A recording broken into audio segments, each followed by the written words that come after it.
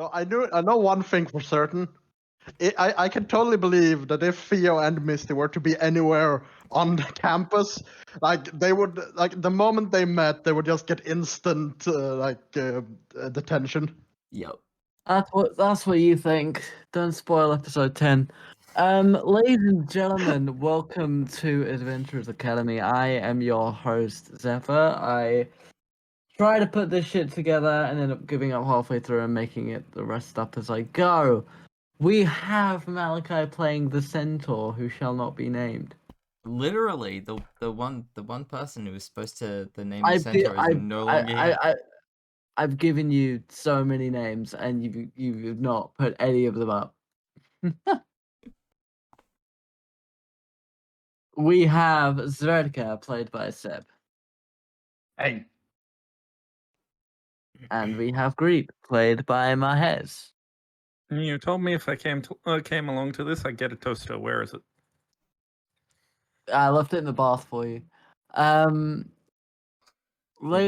where we left off last, our intrepid group of students and misfits had a exam, had a test. They had to complete homework, of which two of them did, and one tried to, as it was being handed in, got found out quite easily later down the line. But they had to show their skill and proficiency with javelins to demonstrate their prowess on the battlefield and also their techniques. And most of the exam was done based purely on how they went about training. Not to their knowledge, but I don't give a shit. Mahez ended up breaking the school record with the highest distance, and as a result was invited to a party later that evening that was going to take place on the arena after curfew had gone up. A party that the centaur was a stickler about and got ratted out to his favorite teacher because he is a teacher's pet. Meanwhile, Sverkr made some new friends in the cafeteria atrium, where they told him to create the sunglasses that he effectively wants to make to nullify his sunlight sensitivity. He will need the magic essence of a sun trap, or a sun drop trap, which, upon further studying and getting answers from his druid friend, it turns out a sun drop trap is just yellow musk, which, unbeknownst to our dwarven cleric, yes, that's what you are, is one of the most deadly plants on the material plane. We join them now as they enter Silverbark Village on the carriage, with the centaur following close behind, who is waiting for a list of tasks from one of his professors to try and help about the grounds. As the carriages and chariots are all pulled in, and you see students beginning to offload, some going over to the tavern to enjoy an early dinner, some going to different stores, whether for working or purchasing goods. You see a couple individuals going over to help the farmer that you know quite well at this point in time, having helped him some weeks ago. The question is, of course, what do you do?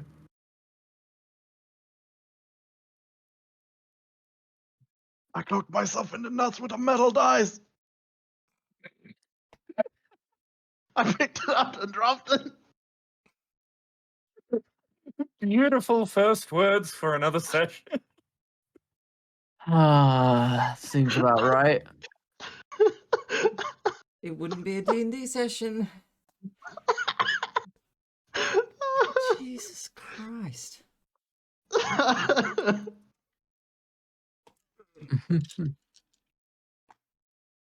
Thank you, Accident Cleric. Now, back to our regularly scheduled broadcast. What are people doing?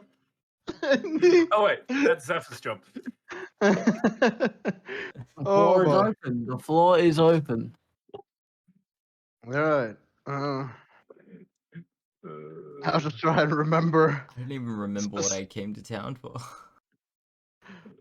All I know is that I'm supposed to find the yellow bus, but I don't remember whether it was something else we went here for. That was the main objective. At You'd least for me. initially gone to town to see if you could buy some essence from somebody.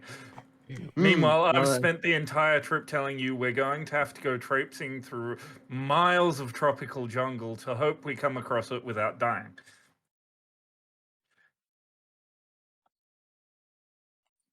Sverkr has no idea what a jungle is like, does he? Absolutely fucking not. No. All right, yeah. So he's listening on it, and sure, it sounds difficult, but is it really more difficult than traversing through a cave filled with driders? Nah, probably not. Not that he really knows what that's like either, but still. Speaking of, roll me nature. Rolling nature. And we have an auspicious beginning roll to the evening with a 12 plus whatever the hell my nature is. My character sheet has chosen this moment to reload. Someone reason. 12 plus.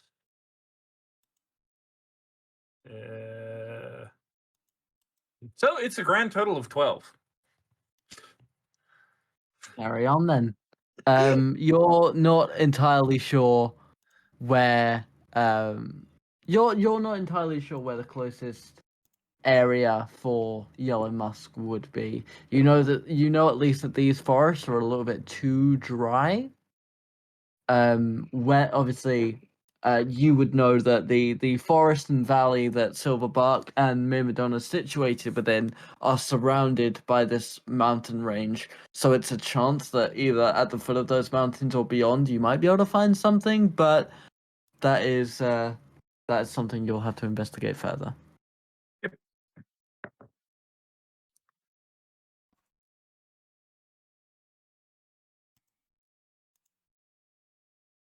I'm telling you, Sverkr, we're not going to get this done in a single evening. This is a full weekend task. Right. But you're certain that there isn't anyone here who might have it? I am willing to put money on the fact that nobody in this town will have this essence. Are you really willing to bet against a druid to do with herbs? No, I'm not going to bet money on it, at least, no. But, well, maybe someone here will know the closest spot, at least. I mean, sure, we can try it.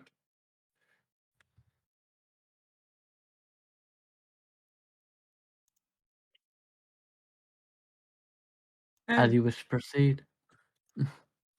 Hey, Iron Hooves, what'd you say you were coming to town for again as well? I have to be honest. In the walk up, I've completely forgotten.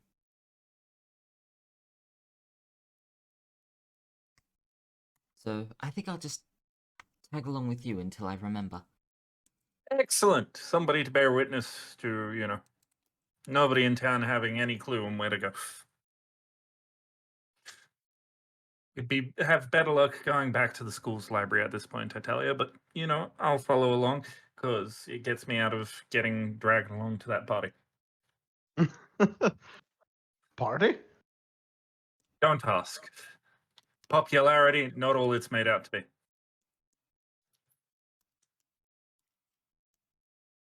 What? Exactly.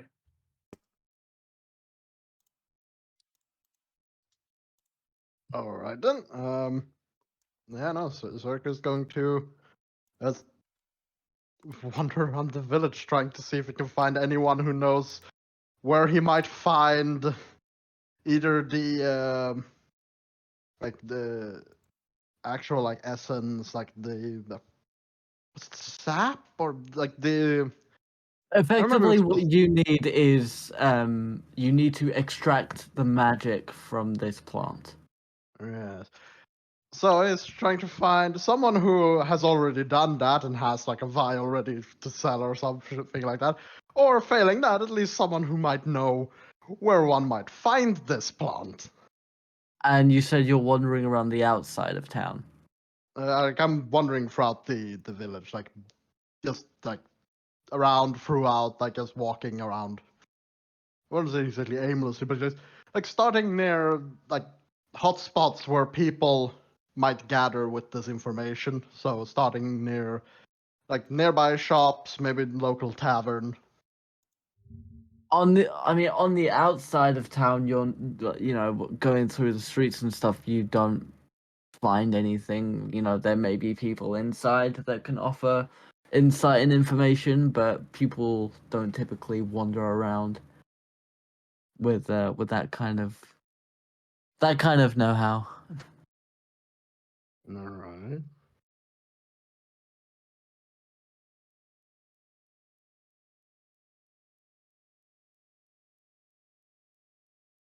With that in mind, where do you want to go? Well, I mean, I was going all throughout town, so Okay. You would probably notice that there is a gathering within the tavern, which you would expect. But yeah, like I said, as you know, you're starting to see the first signs of sundown. So most stores are either getting ready to close up shop or are simply just sort of taking last stock for the day. all right. Any herbalists around? Not from what you or Greek could identify, no. All right. No, then guess I'll head to the tavern. All right. Whilst you're doing that, Greet and the Centaur, what are you two doing?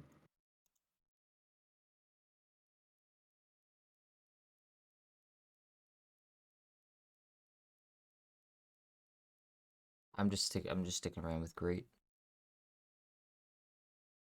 attempting to remember why I came to town. You didn't really have a reason to. You're just waiting on a list Mhm. of tasks. So, in which case, Greet, are you up to anything in particular? Nope. I'm literally just trying to avoid other students. Roll me stealth. Well, your stealth, you'll say.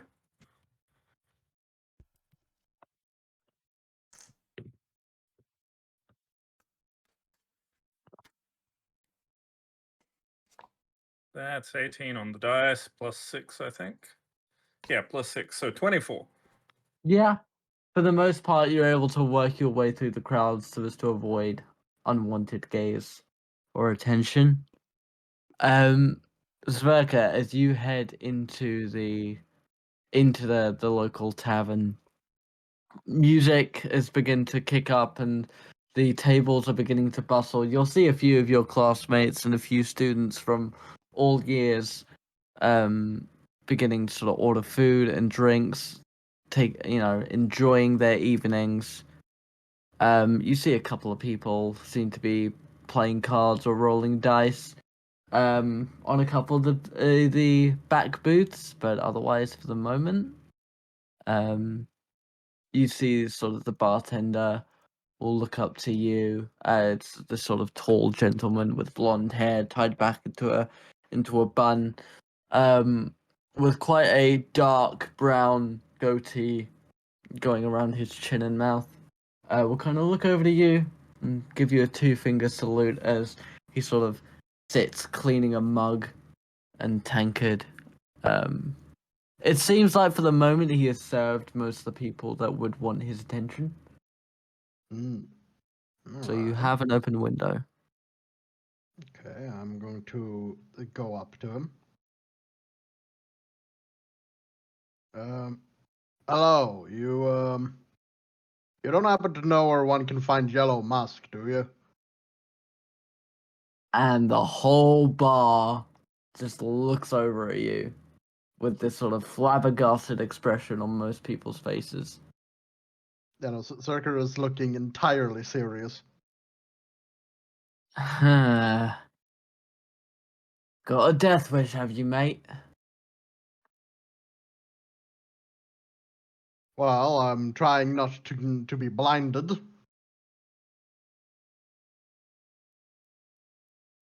Is it really worth putting your life on the line? Well, I would rather keep my eyes from being burned by the sun, thank you very much.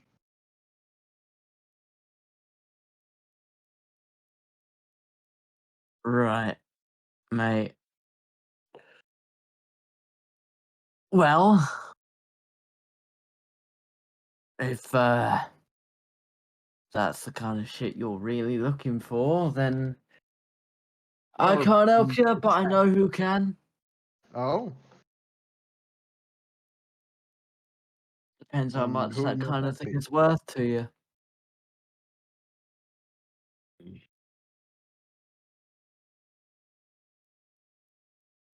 That is a good question.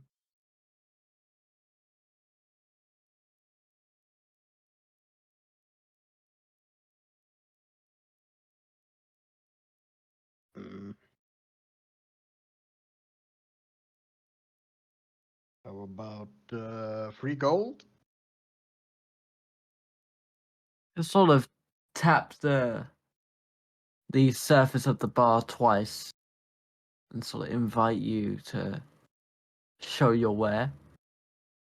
Okay, I place 3 gold coins on the counter.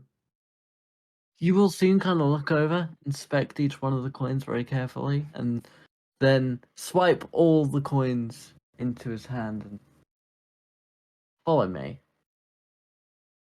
All right, I will follow. You see him go from behind the bar, sort of around to this one door. Rotten wood, very dark, with engravings in it that are far beyond your comprehension. 2 metal strips over the top and the bottom. He opens a little slot where you assume a keyhole would be. He just slips the coins in one by one into this small slot, and you hear the pattering of metal on the ground on the other side. And he knocks on the door 3 times, walks away. The door opens, and it's one of those doors where it has a sort of chain lock, so it can be open part way for the person on the inside to see, who has come to see them. And you'll see this yellow eye with a red iris and a pupil glazed white sort of staring out at you. Um, hello? Can Come seeking information, have you, dearie? I am looking for yellow moss, or if possible, its essence. Have you come alone?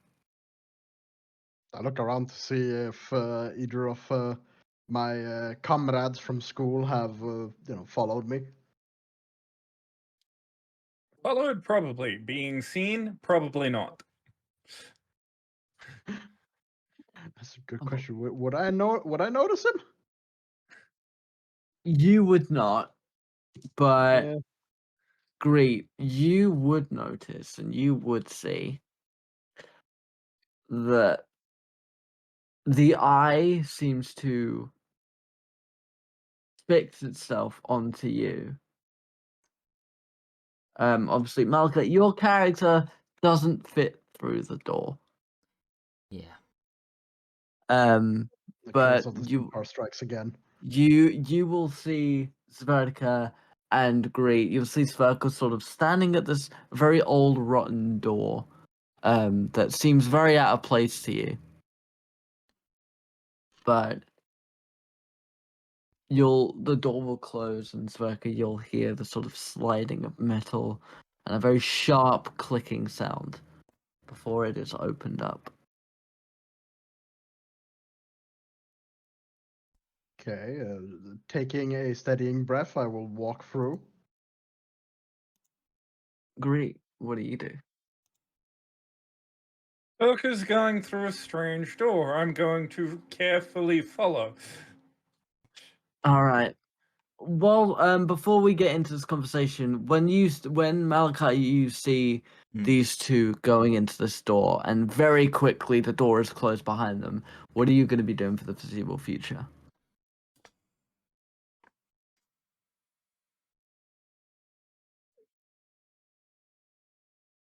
Writing Is- read Urka's obituaries.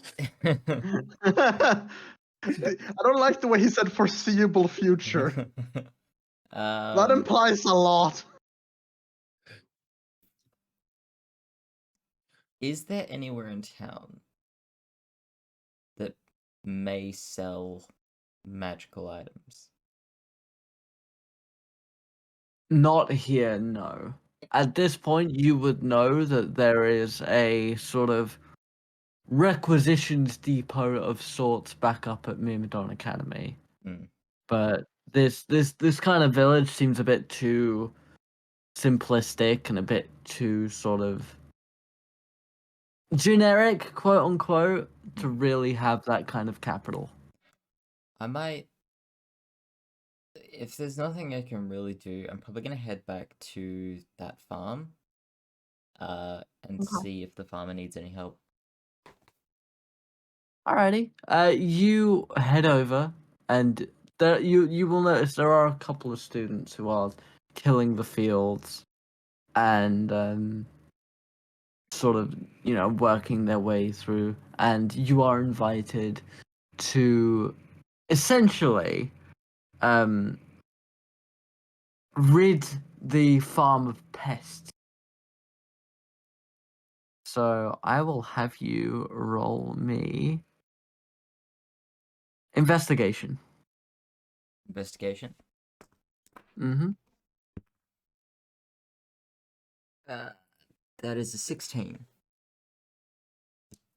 So on a few of the crops, you will notice that a couple of them have been gnawed out by sort of slightly smaller mammals. We're talking sort of squirrels, sort of large rats, that kind of thing.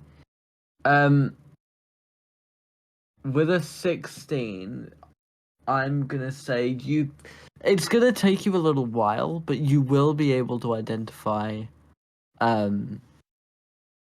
basic sort of tracks, and after a little while you're able to formulate some kind of trail that leads towards the back of the large barn that is sort of a staple of this particular field. And you work your way around, and you do see this small hole that's been gnawed into the back wall of the barn.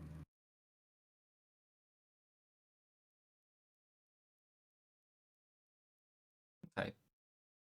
Um.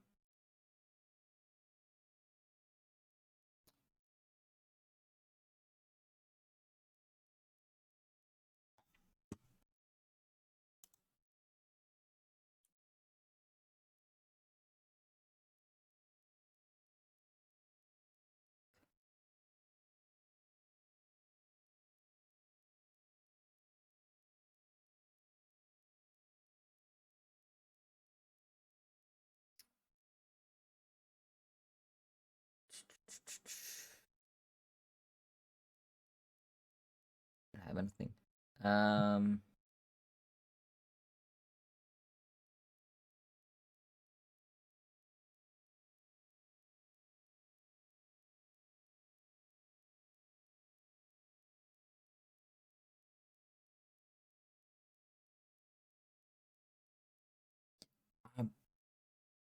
Are there any?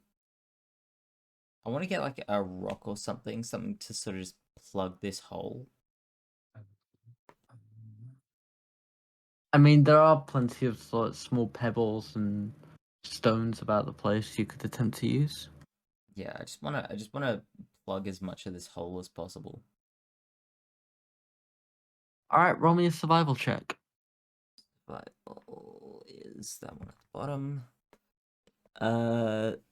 Plus 5 is 17. With that, I'm gonna say, you sort of get this mix of stones, but also sort of wetted dirt and mud, along with a few sort of dead blades of grass and dead leaves that you sort of make into this makeshift thatch of some kind. Hmm. And you are able to plug the hole. All right.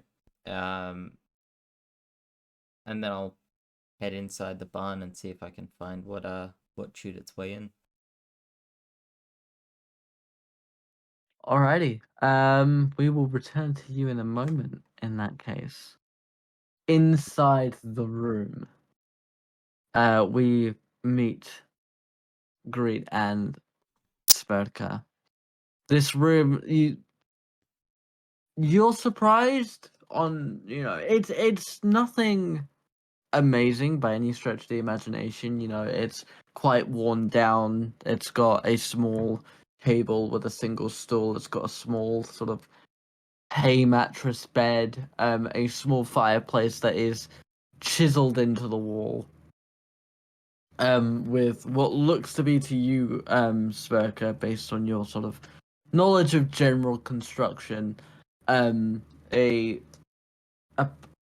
not a pipe, but a sort of chimney like contraption that seems to feed into the main room that you came in from, and you assume that it connects to the main fireplace, so as to keep it somewhat hidden and secret. Interesting. And then you notice the woman. Here we go. A very old tiefling looking woman with a mix of grey and purple skin with very thick horns that are curled, almost like a grown old ram. Her hands are wrinkled and almost prunish, with nails that have slightly overgrown from the looks of it, making these almost claw-like appendages.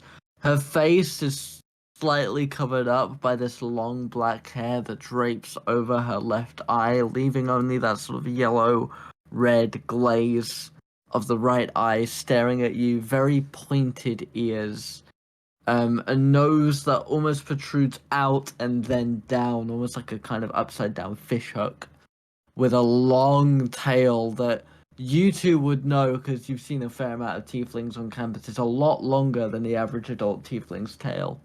You get the idea that this tiefling, this woman, whatever she may be, has been alive for a very long time.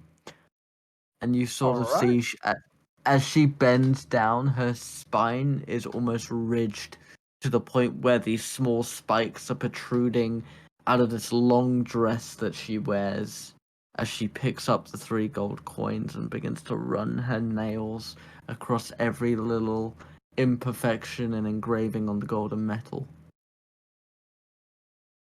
Would you two like to do anything as she inspects your payment?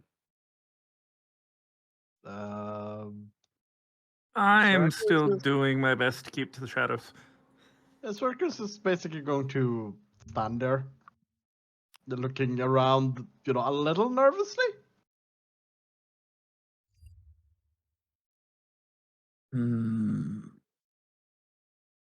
Yes, this will do fine for a first timer. And you'll sort of see her hand go underneath the black hair that covers her eye and sort of hold it there out of sight. What knowledge do you seek, children? Well, as I said before, where one can find yellow musk, or preferably its essence.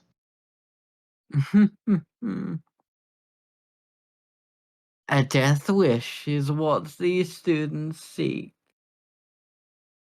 I'm going to look Their around wish. like Like, is she just weird talking to me like I'm multiple people, or did I notice did I miss someone? I mean, at this point, there is nowhere really for Greet to hide, so you will, at this point, have noticed that yes, Greet has been following you the entire fucking time, apparently.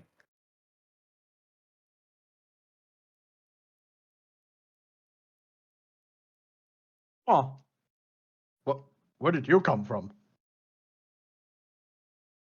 What do you mean, where did I come from? I've been keeping an eye on you since you walked into the inn.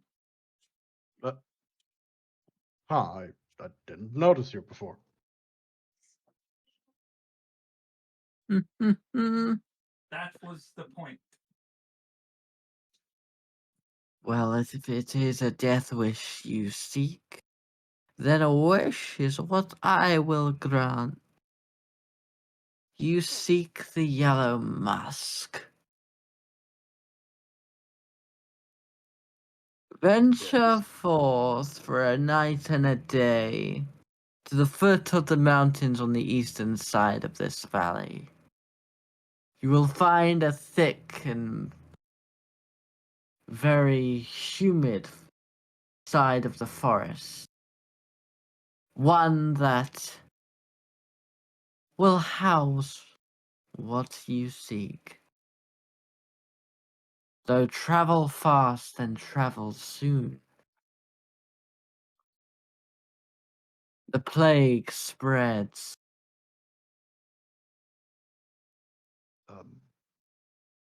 All right. Anything else you're willing to share?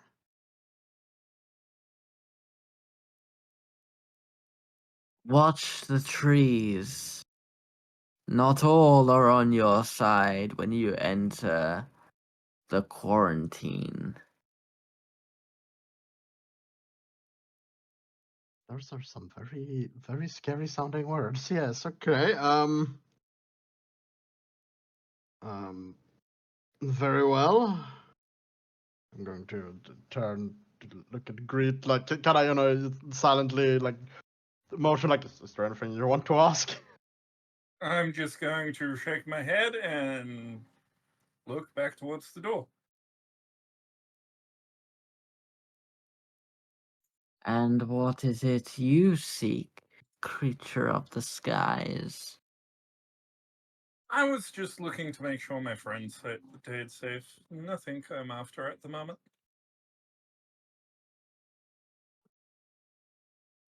Hmm.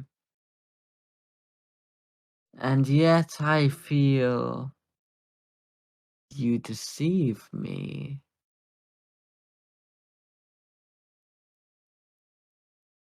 To hide in plain sight is what you tried to achieve.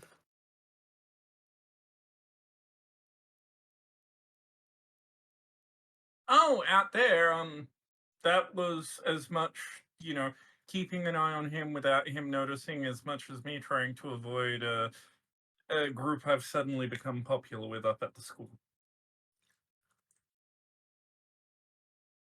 Come forth, child of Gale. I'm going to raise an eyebrow, but at this point, I'm not going to argue with the old woman who's probably a lot more powerful than I am. So I'll step forward. She grabs your arm and twists it so that your forearm is facing up towards her and the ceiling. And as she does this very sort of sudden movement, you will notice her left eye is nothing more than an empty socket with 3 golden coins sitting in a stack inside. She takes her index and middle fingers and begins to slowly coat the tips of the nail down your forearm. And you notice the tips begin to glow and smolder. And Greet and Sverkr, both you will notice these sort of very thin lines of smoke coming up from the forearm. Greet, you will take 1 fire damage as this brand, this sort of eye-like symbol, is burned into your forearm, and you gain a masquerade tattoo, which you are automatically attuned to. Holy. Yep.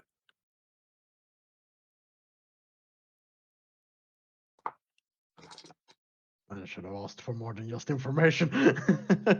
Yeah, you should have.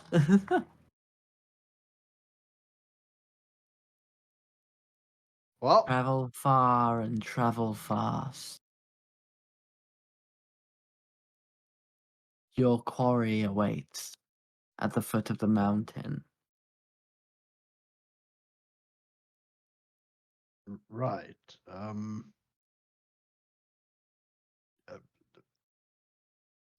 Thank you for your assistance.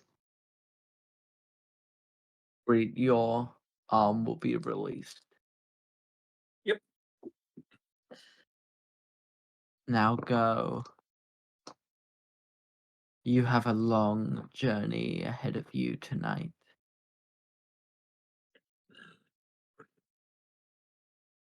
Right. And I'm going to leave the room as politely as possible, but as Yes, quickly as indeed. possible. Yes, indeed. That is yes. And as you both step outside, you sort of feel the door forcefully shut behind you once again, and just this very high-pitched, shrill cackle coming from the other side. The rest of the tavern, even the students who would, as far as you know and are aware, would have had no reason to know what lies beyond the door, don't seem to react to it in any way. Okay. I was going to look at Greet, just with a look on my face like, what the fuck just happened? Told you it was a weekend task, but now we've been given a, we've been told we have to do it quickly, which means we're going to have to miss out on a day of school tomorrow. How are you going to explain that one?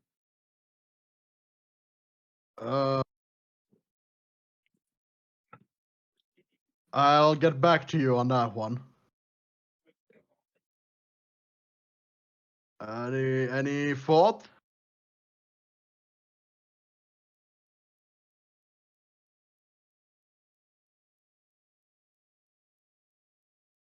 Is the sun really hurting your eyes that badly? I'm starting to question that myself, but well, odds are that the sun will probably shine in my eyes at the worst possible moment. I would rather not have that be an issue in the future. All right. Come on, let's go find Hooves and see if he'll join us. Indeed.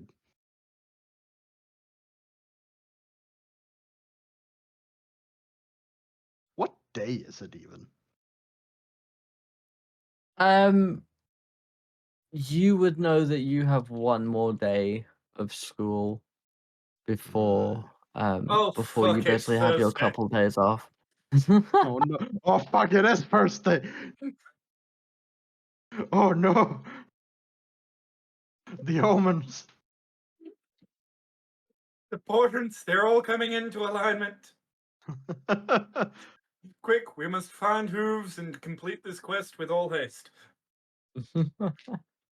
All right. As you go outside, can both of you roll me investigation? All right, first roll with my new dice. Woo! Investigation, you say? Sorry, I was waiting for the, and you're immediately going in the dice jail. You rolled pretty well. Investigation 17. And Greet, what did you get? I got 15 on the dice, and my investigation is a +0, so let me do the math for you. So, with an average of 16 between the two of you, you are able to identify what seem to be horseshoe prints that lay a little bit out of the regular. And they do seem to be heading towards the farm. I rolled 1 on nature. Those are Clydesdale tracks. We shouldn't follow those. What are you talking about? They're clearly horseshoes. Yes, but they're horseshoes from a Clydesdale. Last I checked, our centaur friend was not part Clydesdale. He may kick like one, but that's a different story. I'm not No, kidding, by the way. I rolled nature and rolled a 1. Wow. You see that one there? That's a Shetland.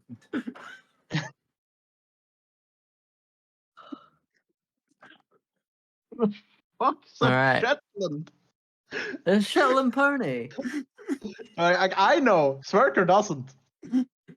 No. The problem is, I would be pointing at tracks that are probably actively being made by a full-sized horse. Going, those are Shetland tracks. Oh boy. Right. Well, I am still going to follow these. I'm pretty sure these are hoofs.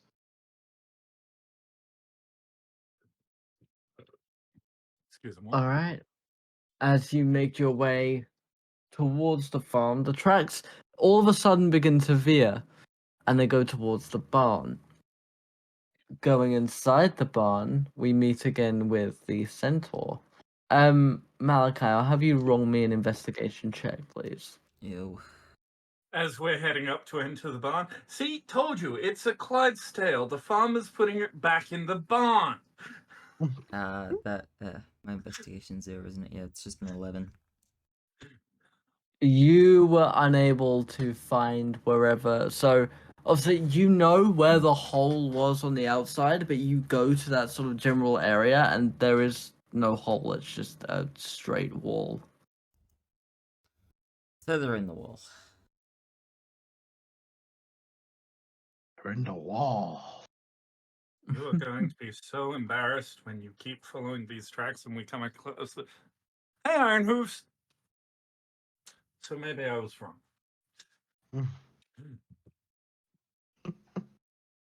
You do all of a sudden, Malachi, hear the chattering of a very familiar Hadity coming up behind you as the large barn door is swung open.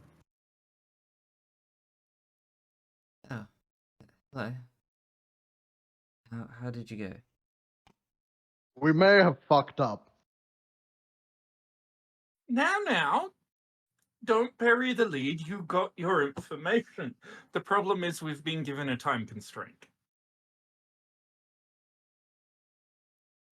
We know where to go, how to get there. The problem is we have to leave now, and we won't be back by class tomorrow.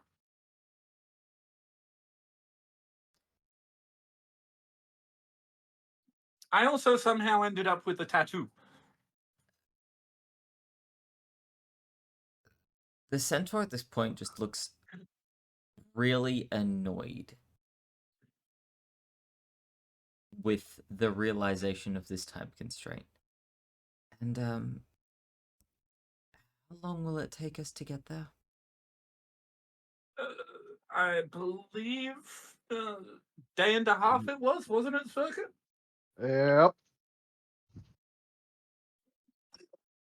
And how That long day do and we a half have there. to get there? Now that was very unclear. Just that we have. Well, we need to be quick, they said. Yes, all haste and all that jazz. You said and! Yeah. What? The centaur looks pissed. Don't blame me, blame him. He's the one who paid some weird witch woman for information. Well, technically, I paid the bartender and he went and paid the door. I'm confused. I don't want to hear another fucking word. Get on, let's go.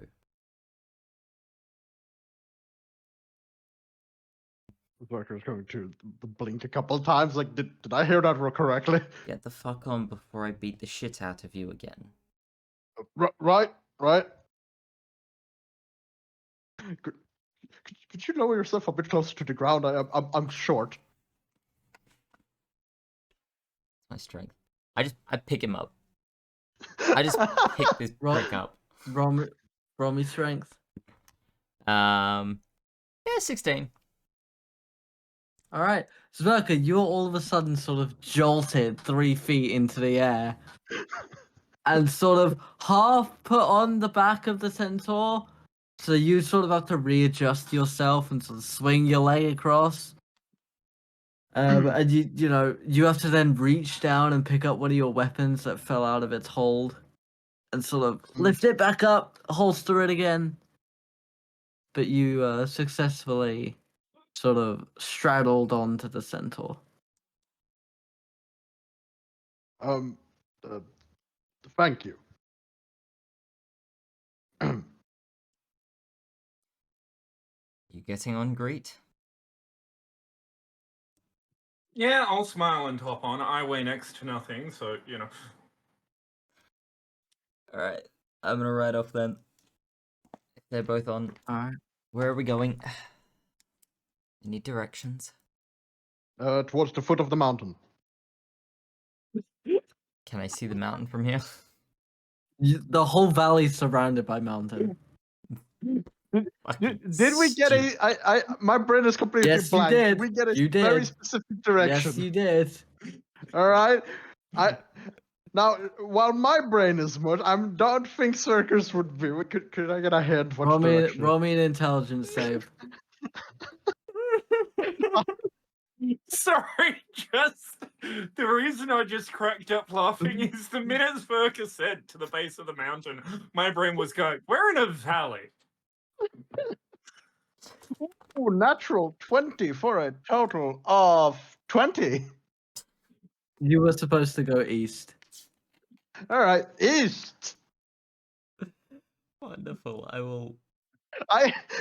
Okay, so here's how I imagine that went. Sverker said to the base of the mountain. Then he starts looking around to try and find the mountain. Realize, like, at first he looks around and he's like, oh, there's the mountain, and there's the mountain, and there's. Okay, what direction did she say again?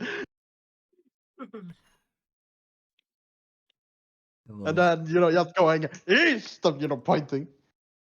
I will run east.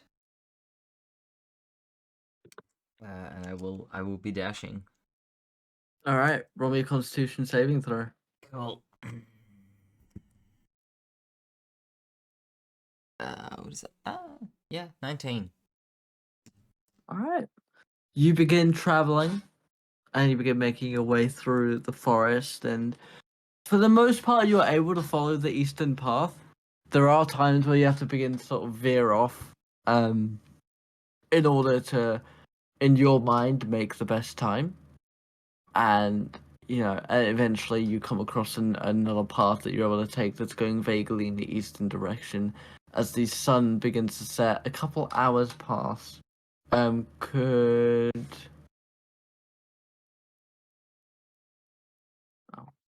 need that one. Mahes, can you roll me a perception check? Sure.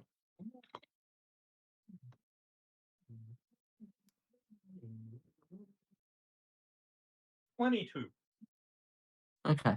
So yeah, a couple hours pass through the journey, and the sun has fully set beyond the mountains. There is still light in the sky that is sort of very beautiful orange and pink, and these sort of mountain crests are illuminated by this glow.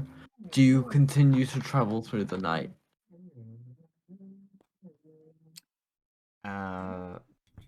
I leave that entirely up to Hooves. Like you have a choice. Indeed. Heads yes. Oh shit. Yep, we're going. Alrighty, do me another con save. Sweet. Assuming you're still dashing. Yeah. Oh, nat 20. Alright, yeah. You're able to continue going, and by this point the sun has fully set, maybe an hour or two later on, and you're now traveling in darkness. Ah.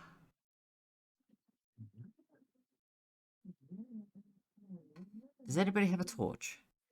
Or something to light the way?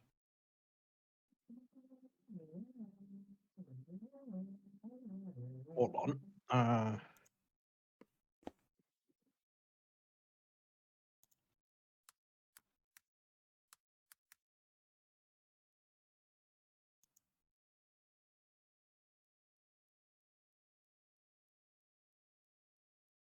Let's see.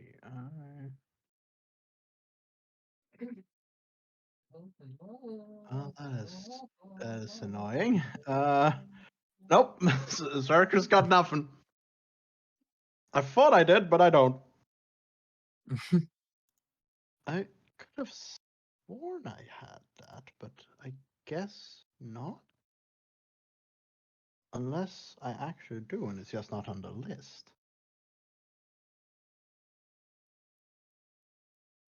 I haven't touched your inventories, so.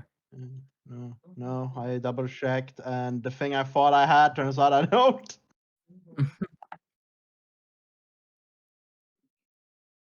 Well then, I ain't got shit. I mean, hey, it's not like the light is bothering. I mean, the darkness is bothering me much, but I mean, for you, you're seeing these sort of constant shapes of dark and light grays. So, whilst you can see better than somebody without your senses, like you're still not really able to see more than 20, maybe 30 feet ahead of you. oh damn. Yeah, it's dark vision, not night vision. I'm just going to slow up a second or make us a torch.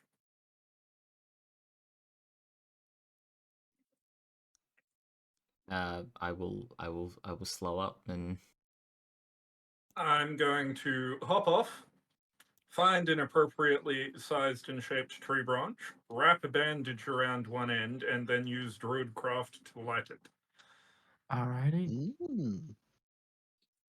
And this sort of makeshift torch suddenly ignites in sort of beautiful, initially green flame that then after a couple of moments will sort of shift down in gradient to the typical orange and amber and yellow of a typical fire. And now you guys are able to sort of see the 30 feet in front. Sverkr, like, this is more so the light that you're used to, and you're able to see much, much further on, and you can see that, there doesn't seem to be any dangers around you. There doesn't seem to be anybody who's stalking you at this time. All right. As you continue to travel, we reach around midnight. Do you wish to continue?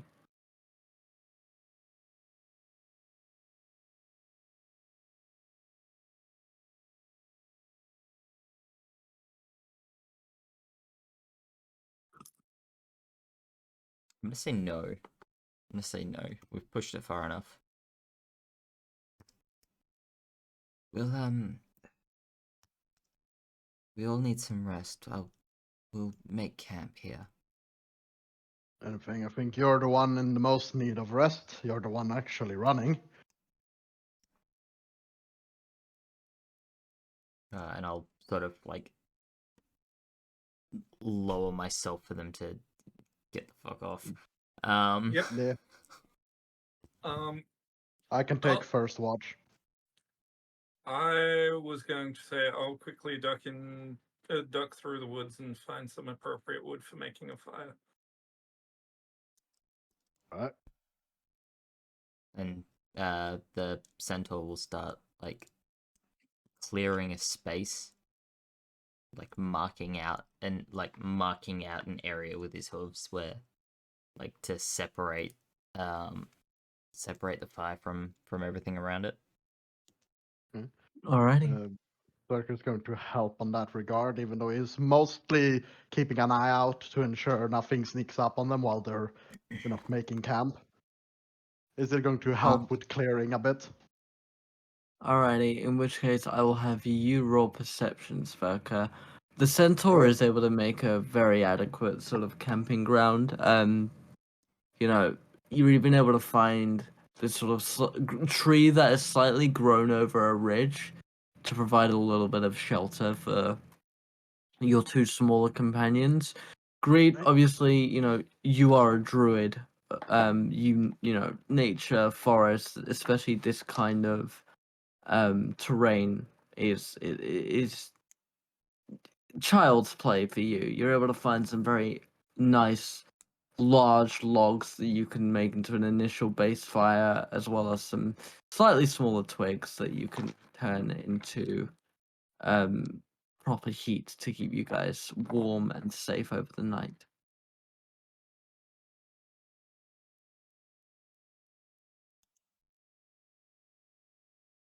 And That is Sverkr, what a you get? 17. All right. You don't identify any predators of sorts. You do see the occasional bird, potentially an owl, potentially a falcon, flying over you. Not that Sverkr would know the difference. There ain't Well, a lot of exactly. birds underground. But you're able to identify um a couple birds in the area. You see sort of slightly smaller creatures, shrews and stuff, but nothing that's gonna either try and steal from you guys or pose any kind of threat. Sverkr sees a nocturnal butterfly. Is this a pigeon? I had to, I'm sorry. A little time is gonna pass whilst Greet sets up the fire and sort of ignites this beautiful flame that sits in the center of the camp that the centaur has marked out for you guys. How would you like to spend the rest of your evening before you go to bed? Sverker's going to take the first watch. And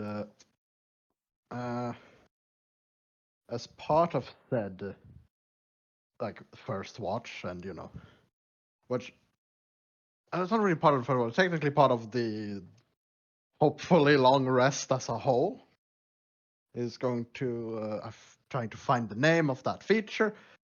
It's a thing he can do as a Forge Cleric.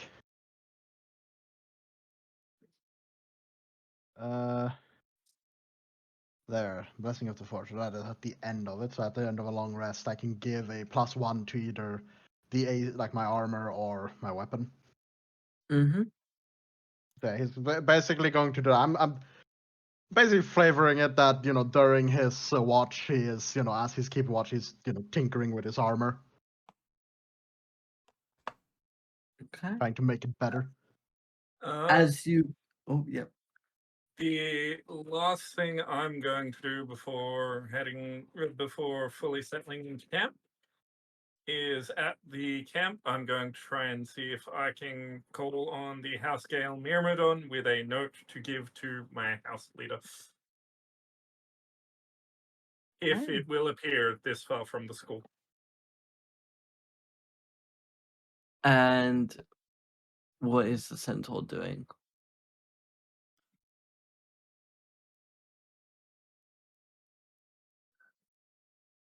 Honestly, the centaur's pretty beat after running for so long. So he's probably already started falling asleep. Okay. Great. A little time will pass, and then you and Sverkr as well will begin to hear this sort of rushing of wind. Leaves will begin to blow, and the fire, whilst not going out, will clearly begin to lean against the direction of the wind as this tornado, seemingly clad in armor, drifts up next to you. Ah, excellent. Can you please deliver this to the head of House Gale? Unfortunately, I'm probably not going to make it to class tomorrow.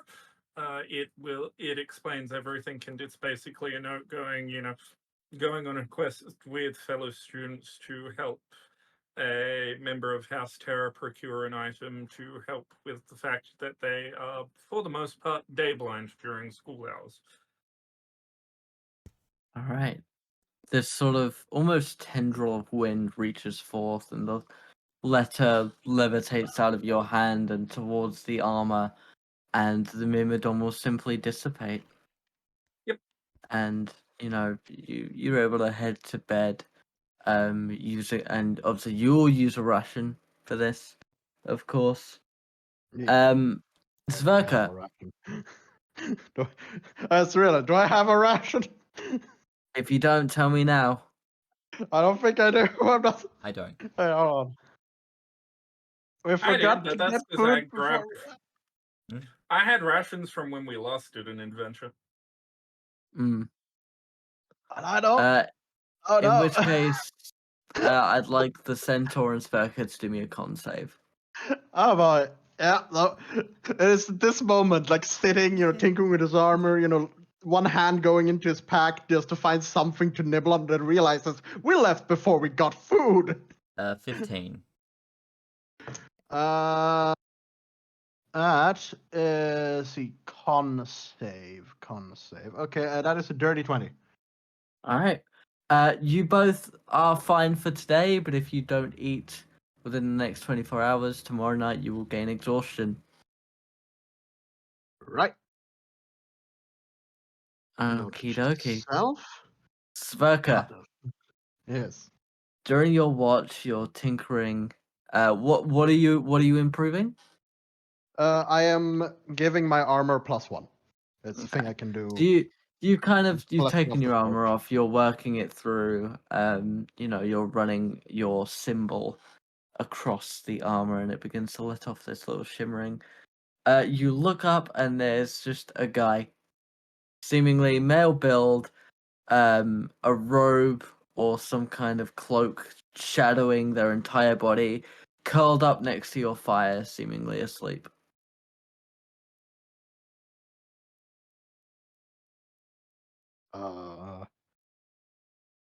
Does okay? Huh. I am going to grab my weapon. My see what should I put on? I'm actually using my warhammer. And I'm going to can I get a bit closer just to get a good look at the guy? You're not able to identify any features, kind of who they are or what species they even are. The entire body is kind of there's definitely a humanoid figure of some description, but the entire body seems to be draped in this cloak that is black but seems very weathered. The edges of it are frayed and ripped, dirty as well. But yeah, they just are asleep next to your fire. I see. All right. And so Zerk's going to quickly look around to see if he can well, if there's if this is some kind of distraction, he's looking out to see is there anyone else, like anyone trying to sneak up on us? Roll me perception real quick. Right. Perception, that is perception dirty 20. Okay. I like these dice. They're rolling much better than what rolled previously. So you don't see any exterior forces. You don't sort of see anyone hiding. You patrol the edges of the trees and the brushes. You even sort of stick your weapon in a couple of them, sure that there's going to be someone in there, and there isn't. What you further notice once you make your way back towards the campfire is whoever this is, they have laid no trail. Okay, well in that case, I'm going to make my way I apologize in advance for this. I'm going to make my way over to where Greet is sleeping. Mm-hmm. I'm just going to kind of nudge him awake.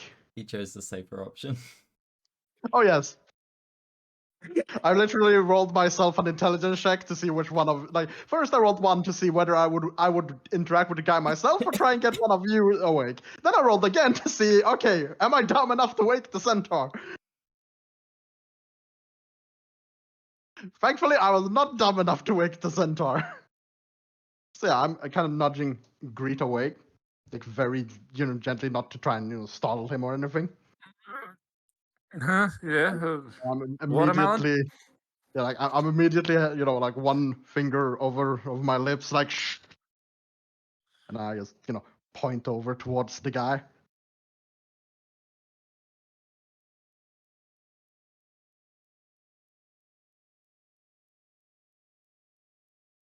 I'm not saying anything. I'm just pointing to where the guy is laying.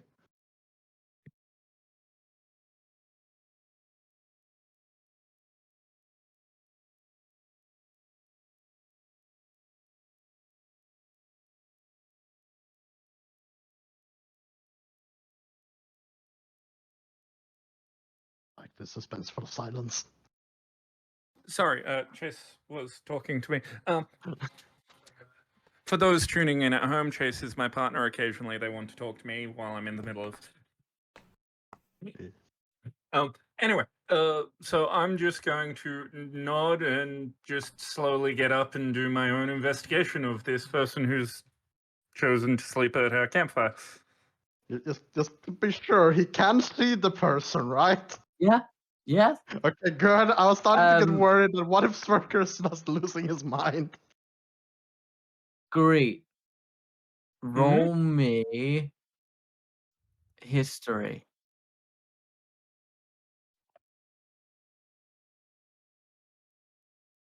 And I need to take and send you a photo. Nat 20? shit. Yeah.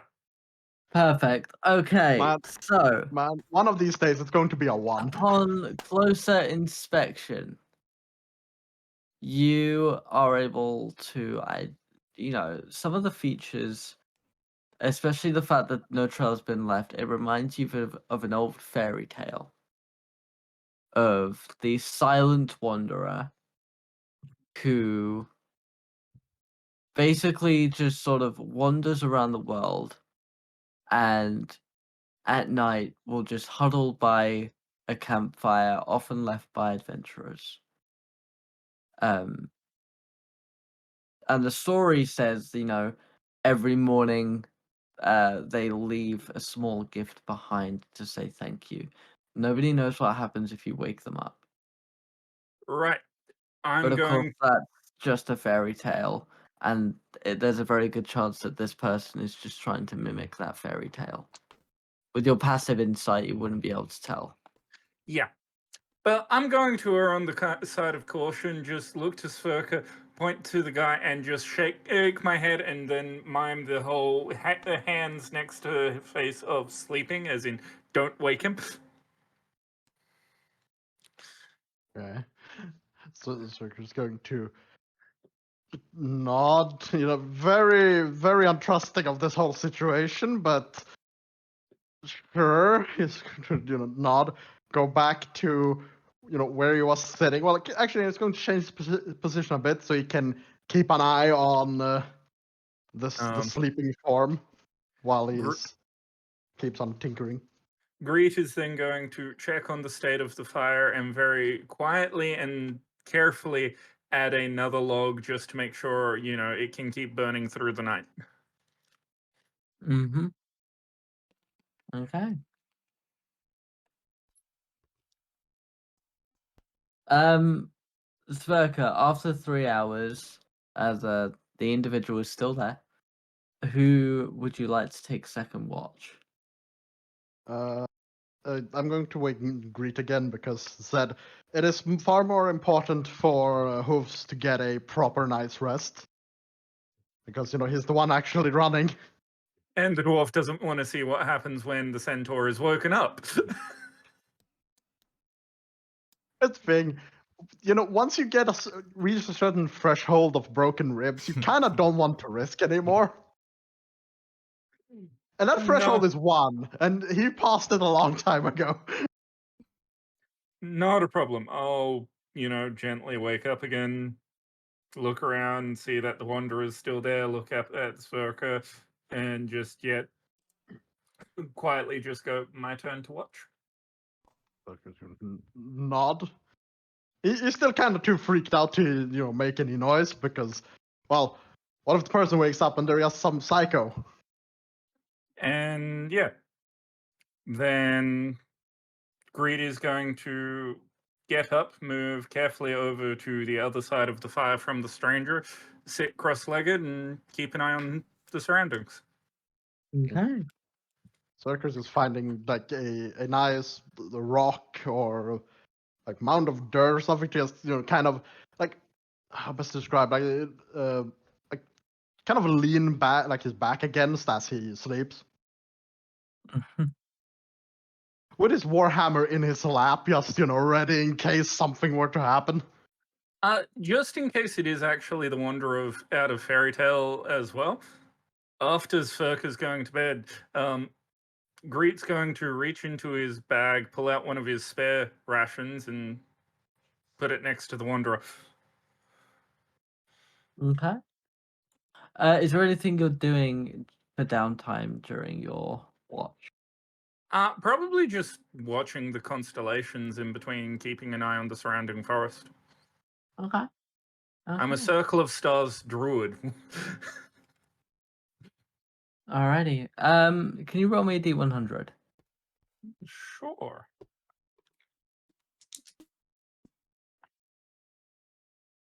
That is 90. Okay. Ew. You don't get any kind of major response tonight. And then 3 hours will pass, and will you awaken the centaur for the last 2 hours? No, I'll just sit comfortably and wait till dawn. Okay.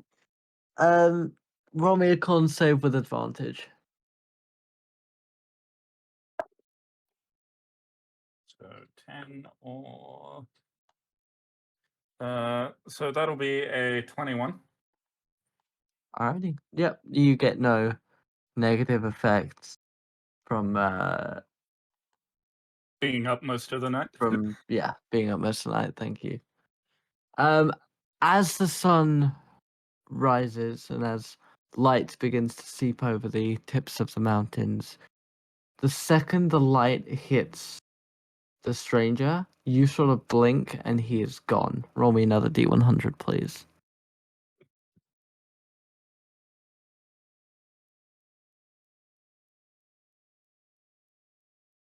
$49. 49. Oh! In his stead is 1 platinum piece. Mm. Damn. Ration gone as well. The ration is not gone.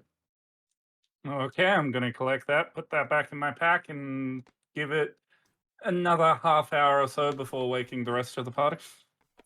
Alrighty. You all successfully take a long rest. Very well done. So once the half an hour has passed, you are both woken up by Greet. Is there anything anyone would like to do before you begin to pack up and continue your journey? Great. How come nobody woke me up for watch? Because you've been pulling the most weight yesterday, and you're probably going to pull it again today doing riding. Made more sense that you rested. Fair enough, but I'm more than happy to do my share of the night work as well. That's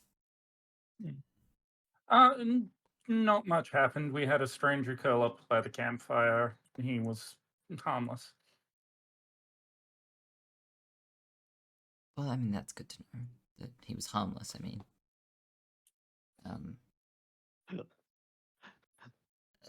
fair enough. Fair enough. It didn't cause a Sverkr is problem, so just- I don't care. Sverker's wandered off to where he was laying it, prodding the ground with like his foot, like checking is to see like is he invisible? Is he still here? Um. By the way, I'm not sure I saw you guys eat last night. What are you guys doing for food at the moment? Well, we left in such a hurry that I forgot to bring any. Yes, I admit I actually thought I had some rations on me, but I did not. In my frustration, I was a little careless. I was going to suggest we go off and hunt for something this morning. I'm gonna pull 2 rations out of my pack, hand one to the centaur and one to Sverkr. I was never good at hunting anyways. Cheers! All the same, we probably should find a more sustainable food source. I can get us plenty of fruits and berries once we make camp again the next night. Perfect. Perfect. God, I hate this. Alright, everybody on. I'll lower myself down. We'll get on. Yep. And off we charge. Alrighty, roll me a con save. Con save. Mm-hmm. Now, hang on, I need to check.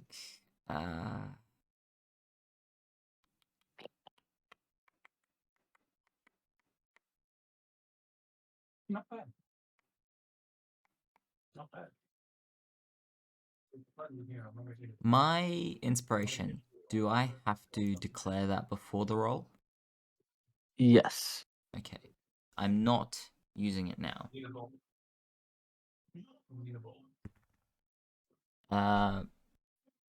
18. No, you don't. Sorry, my bad. No, I don't. I was thinking of bardic inspiration, not Bardic normal inspiration, inspiration. Okay. So cool, yeah, cool. no. You could, even after you've learnt the result, you can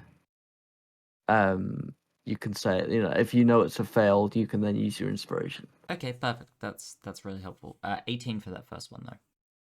All right, you are fine. And you are able to travel, and it takes you about 6 or so hours. But you successfully make it to the what would essentially be sort of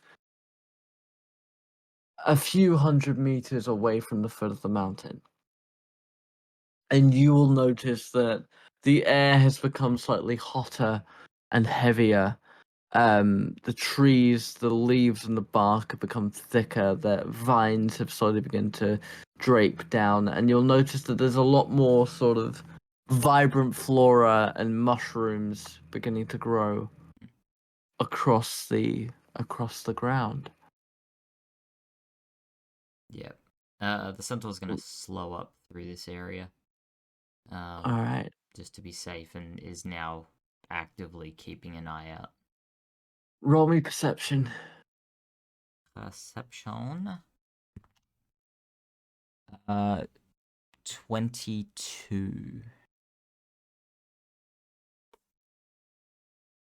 You will notice in a couple of the trees up ahead that there's a slight discoloration in the bark. And you can see that the vines become a lot more entangled and plentiful upon these sort of particular groupings of trees.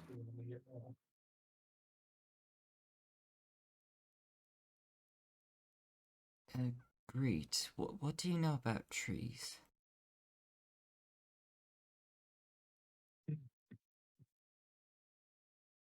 Quite a bit, actually. What would you like to know? Well, I'm just looking at these ones up ahead. They're a bit discolored compared to all the others. I'm gonna hop down and go look a bit closer. There aren't any yellow flowers hanging off that particular tree, are there? There are no yellow flowers, but I will have you roll nature with disadvantage.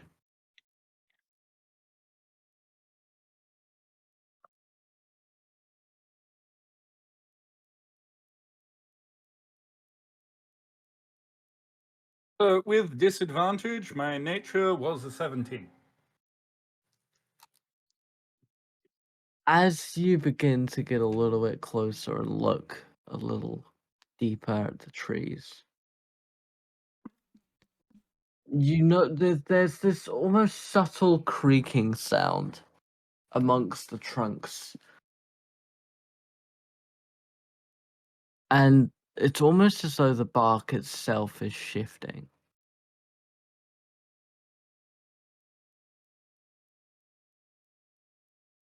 I'm going to quickly move backwards.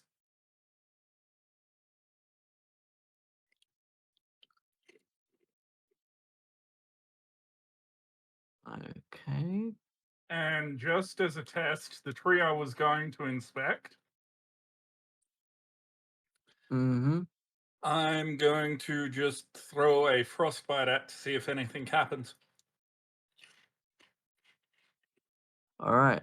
What is frostbite? Frostbite requires them to do a con save if it's a creature.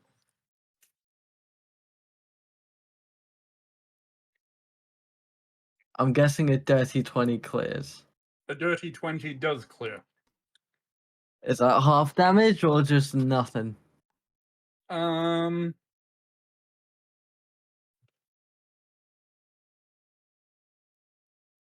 Cantrip, right? yeah. Yeah, so it's nothing. Alrighty. In which Really? case... Because it says on a failed save. Oh, wait. On a failed save. Sorry. Never mind. Brain. You're all good. You're all good.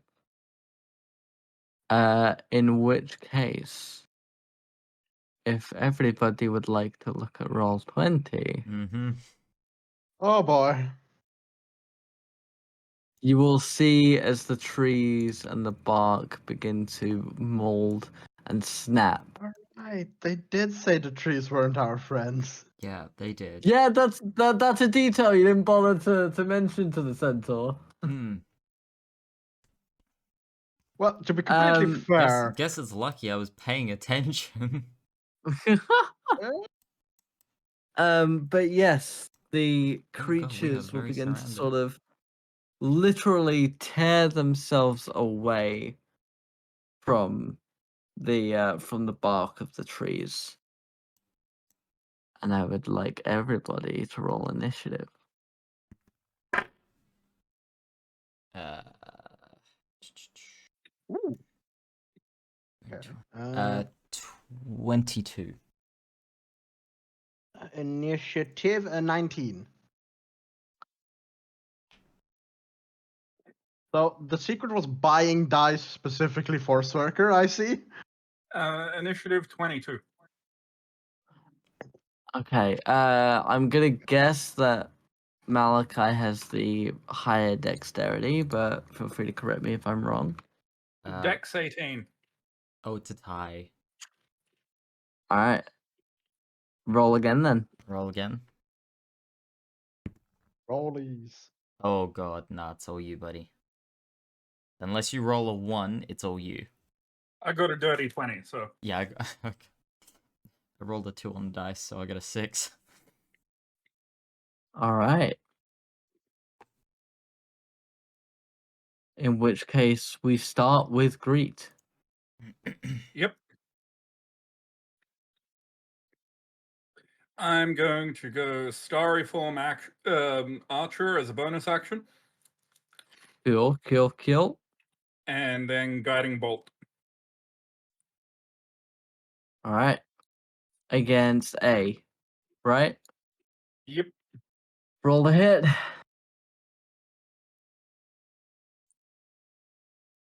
Does a 19 hit? It does. Radiant damage to the face. Whoop. That's a D10. What was that doing in there?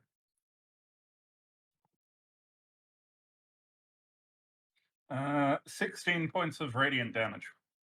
All right. You see these sort of stars and constellations begin to appear across Greet's vestments and robes, and then the archer insignia ignites on his back as this guiding bolt is launched from his fingers and causes the creature in front of him to explode into splinters. Right. Then we go to the centaur.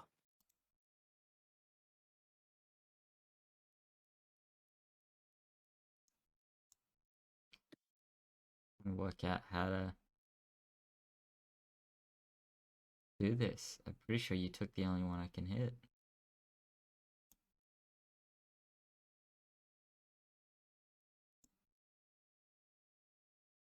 Can't hit me. 20. Oh no, I can do that. Trying to get a charge. Yeah. Hmm. What did I say that was? That was in there.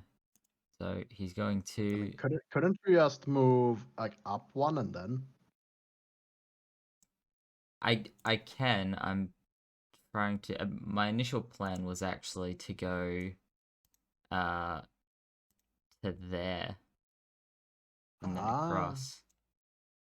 And I don't know if I've got enough to get.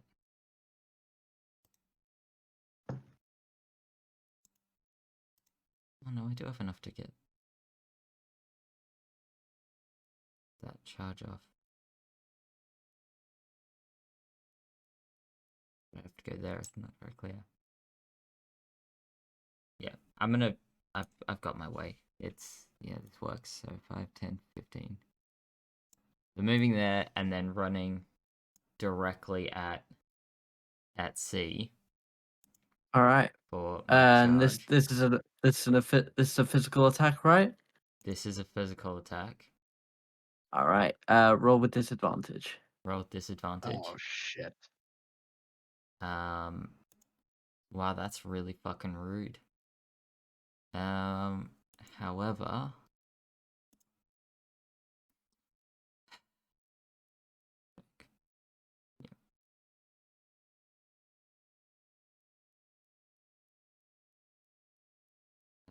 I will use my bonus action attack first. You said disadvantage?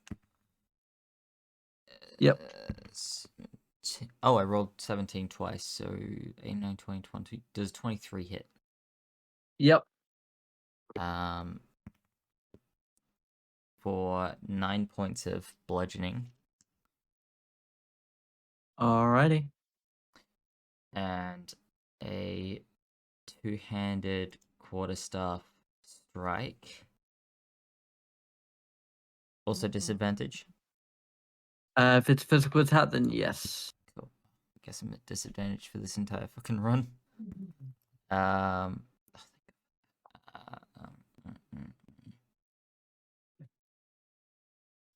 Does an 18 hit? Yeah, an 18 hits. Oh, thank God. That'll be another 9 points of damage. Alrighty. Yeah. Is that all you're doing on your turn? That's action, bonus action, and movement. Yep. Alright, just give me a second.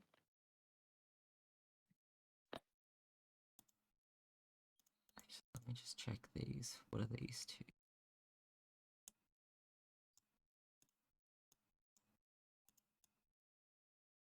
Okay. In which case, it is. Oh, there we go. Yes, it is C's turn. And they will attack you.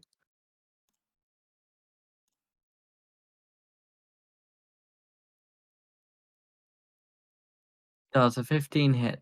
No. Alright. Does a 17 hit? Meets beats it, yeah.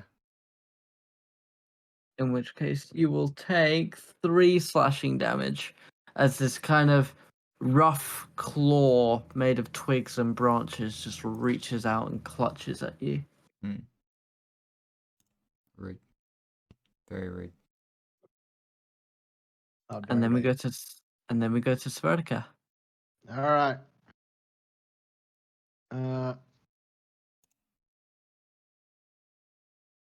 I am going to. Oh, that's the wrong one. I'm going to move down to B, and I am going to. Well, this is slash it. I'm going to hack. I don't know the correct term. I'm going to try and strike it with my warhammer. All right. Roll with disadvantage because I don't believe. Yeah. It's just a normal as warhammer. Had Yep. I made it a +1 on the other hand, then it wouldn't be, but I didn't. Maybe. Maybe not. Disadvantage, that is. See, what do I plus? Does a 14 hit? It does not.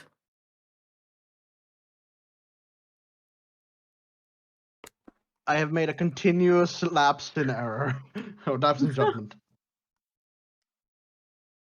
Is that all you're doing? That's all I can do, I think. All right. Yeah, no, that's all I can do, boss. In which case, B is now going to lash out at you. First one's going to miss.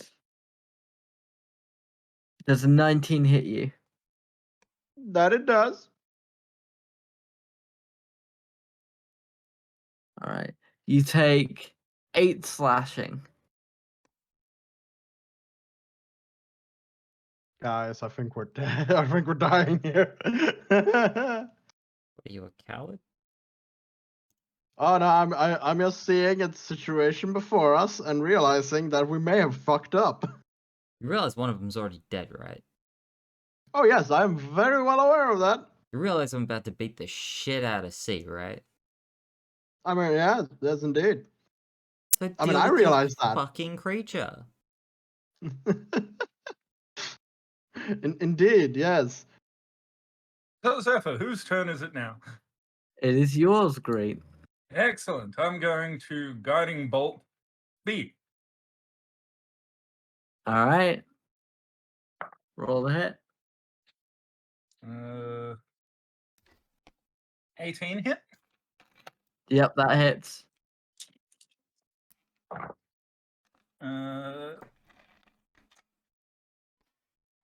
17 points of damage. And once again, it just fucking explodes into splinters. Sparky, you don't take any damage, but you do get a little bit of wood that sort of pricks you in the cheek. And then as a bonus action, Mm-hmm. I'm going to hurl a luminous arrow at C. All right. Roll the hit. And this counts as a spell attack, doesn't it? Not a Yes, melee attack. that's correct. 19 on the dice. That hits. 6 plus 4, so 10 points of radiant damage. How do you want to do this? Dick. I have a feeling we'll have the same reaction to this. Just, yeah. Arrow appears above my head, points at the creature, fires and hits, and it explodes. And then from the sort of forehead of this mismatch of a face that the creature has all the way down to its feet, you get these sort of glowing white cracks before it just shatters into ash and splinter. Yeah, I'm going to just, as soon as mine, like, kind of, exploded. Well, exploded, but, died. I'm going to, turn around to greet. I had that one!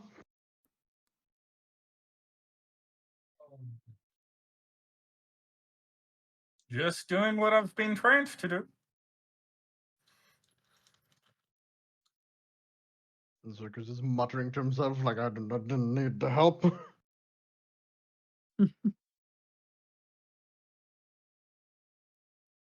What would you all like to do now?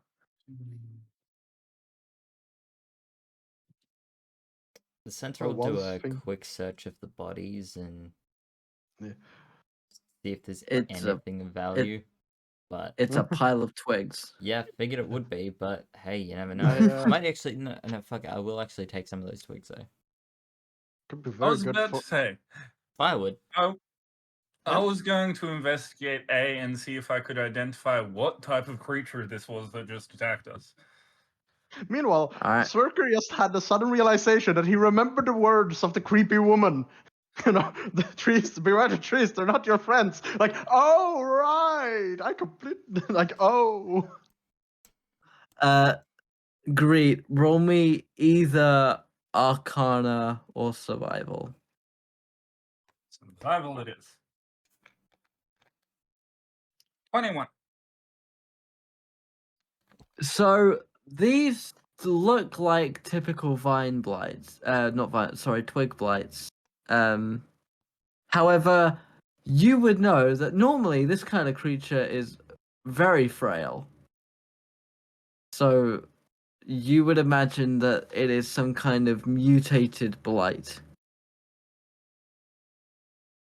I don't know. They seemed pretty frail to me. But yes, I Grumble, get the grumble. idea. Mm. I think it'd be best if we keep together as a group, but move separately going forward. We don't know when we're going to be attacked like this again. That's true. So, so how close do you think we are?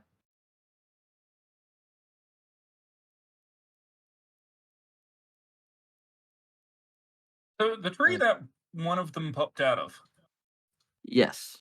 if I move close to it, does it seem like there's parts of the tree trunk moving anymore? No, but roll me nature.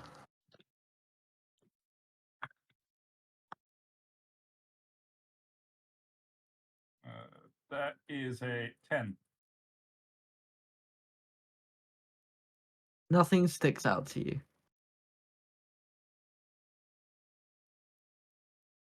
In which case, I'm going to go to climb the tree to see how close we are to the base of the mountain. All right. As you make your way up the tree, which would put you around here, you can see that the mountain is maybe half a kilometer down this path.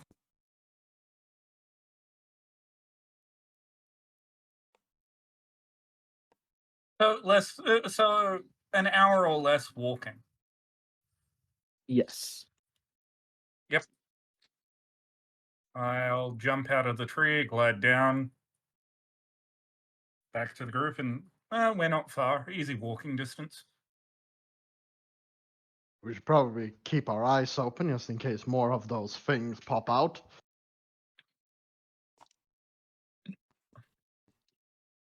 The centaur would have noticed whilst you were climbing up the tree, Malachi, you would notice that further down the road there does seem to be what looks to be a dead body, sort of around here. I will ride and make my way towards it.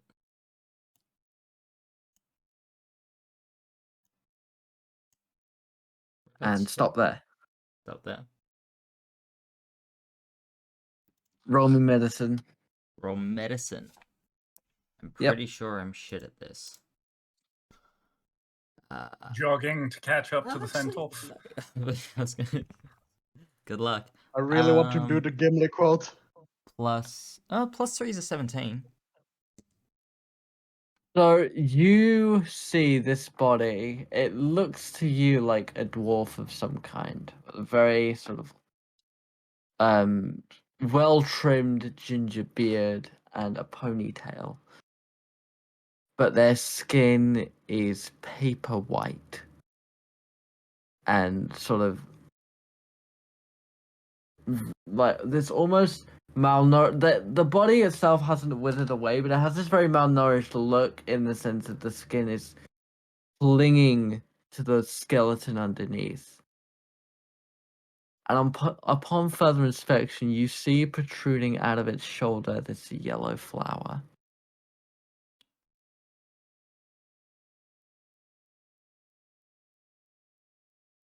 Ah.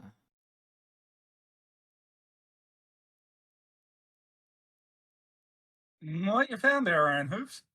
Body, but you said you were after a yellow flower, was it?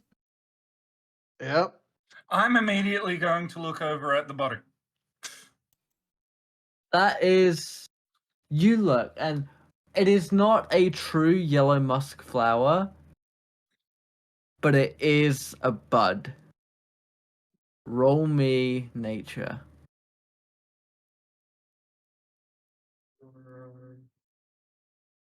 16. You would know that yellow musk buds are how the flower spreads its hive mind. Buds that, upon closer inspection, you see. Basically, any yellow flower you see on this map is a bud. Oh. So, out of character, I think we might have royally fucked up.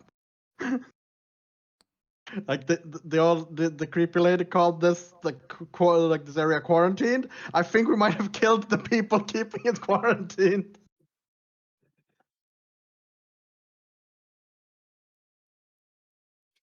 And I know for a fact that for what Sverkr needs, he needs a full bloom.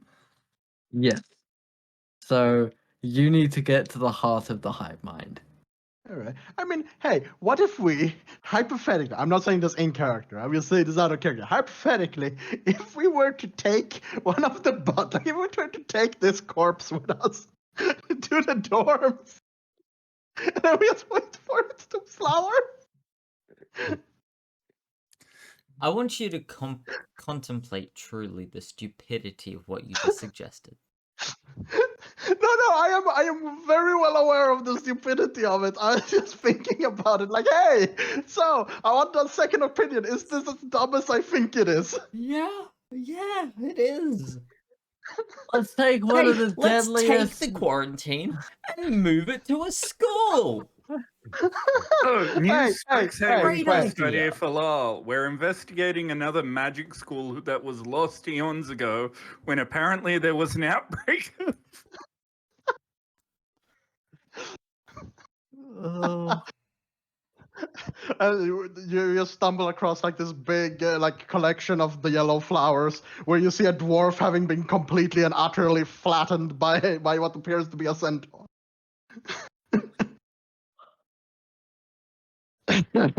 How do you wish Oh. to proceed? Note in the centaur's belongings, I want it known for all history that this was the fault of one Sverkr Brockerson. So I assume we're going to get further in because we need to get further in to find a flower. Well, that's what I was about to say in character. So, guys, we're in the right area. That's the good news. All right, and the The bad news is we're in the right area. The bad news is we're in the right area, and we need to avoid getting hit or stung by any form of creeping vine plant, whether it's attached to a human or just creeping along the ground. All right. Because for what you need, Zakaria, we need a fully bloomed flower. As you can see all around us at this point, we are basically on the outskirts of its domain. Right. And I start pointing out the yellow flower bushes that we're seeing around with yellow flower buds. So, how long do we think it will be before any of these buds bloom?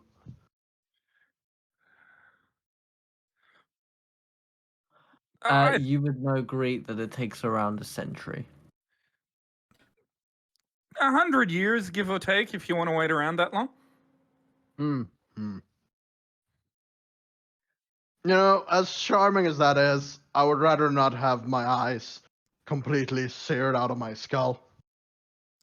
I know you said we should move separately, however, I think given the change in circumstances, we should, not do that.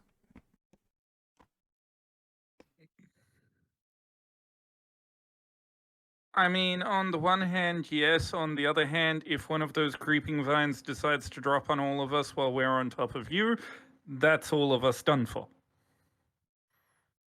It's a shit situation either way. Unfortunate as it is, I don't think haste is our friend in this one. I No, think we want to I take it don't. slowly and carefully move forward. I agree. Also, give any bodies you see like this a wide berth. And I gesture towards the dwarf.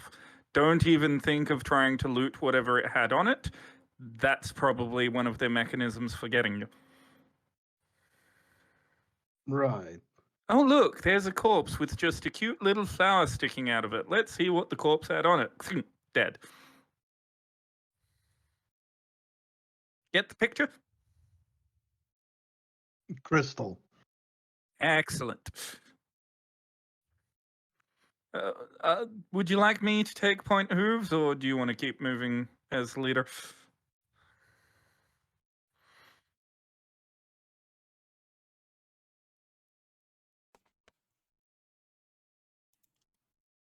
I'm not sure.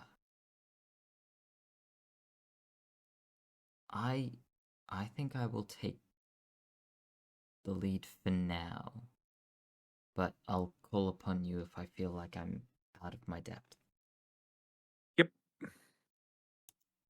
That is one other thing. If you see the flowers wrapped around anything, whether it be a body, a tree, a rock, do not disturb them. That will alert the everything to our presence.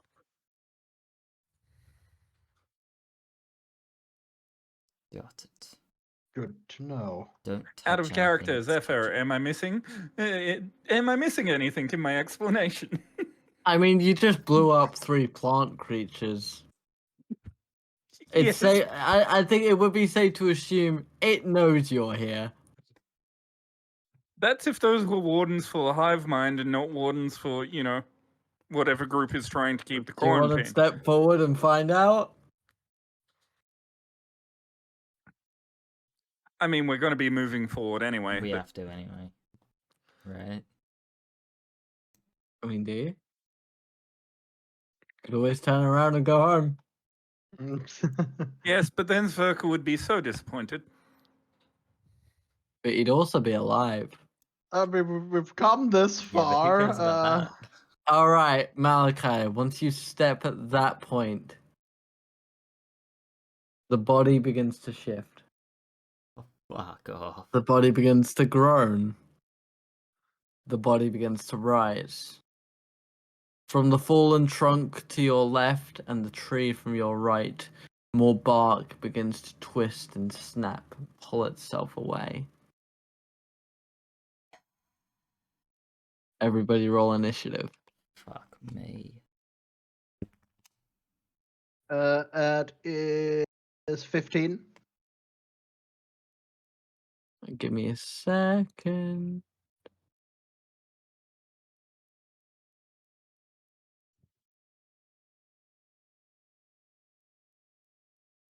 Well, at least we now know the bark things aren't part of the quarantine. Alright. Because I have to roll all mean, of these it might manually. still because the be. way-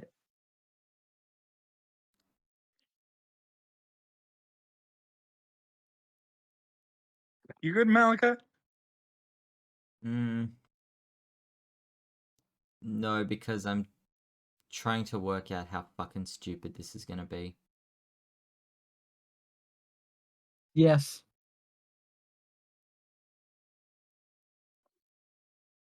Yeah, don't say that. Don't confirm it, because I will actually be pissed.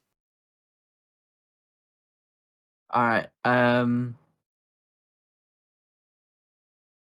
Malachi, what'd you get for initiative? Rolled a nat 1. For a total of 5. angry, what'd you get?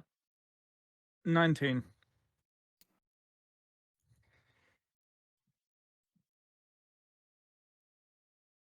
All right. Greet, you go first. You know what? The dwarf in the center can make a con save.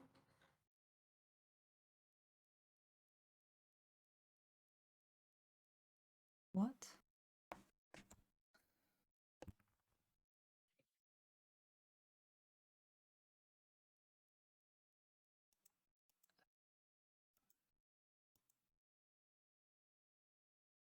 Uh, 21. Wait, did you roll for the con save? You just said that, didn't you? No. I asked Zephyr to get the dwarf. The undead one? Yeah, I'm You- still rolling it. Oh, I thought you said the dwarf and the centaur. Yeah, he did. No. Me, and you. I definitely I heard said the Centaur. dwarf in the center. Center. Yeah, that's what I thought. I thought you was- said the dwarf and the yeah, centaur. I'm like, us? What? Yeah. Yeah. To be honest, I No. also heard centaurs. I was You also can't- just didn't figure what. You can't say center when it's next to the centaur. Like, I was I under the wasn't impression that we were both in the middle of AoE. Right. Okay, that's a 10. It fails, so Okay. it takes 1d6 damage and has disadvantage on the next weapon attack roll it makes before the end of turn. Got it. So it takes 6 points of cold damage, Alrighty. and yeah, I'm going to go starry form again. Wait, I'd still be in it because it lasts 10 minutes and I wouldn't have deactivated it. Yeah, I was gonna say you're definitely still in that. Yeah. So I'm going to then fire an arrow at A. Alrighty.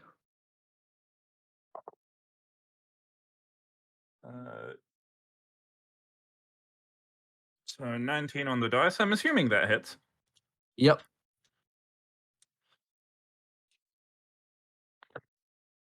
Wait. No, that's wrong spell. Sorry, I went to roll 4d6 and then I went, wait, no, that's guiding bolt. 12 points of damage.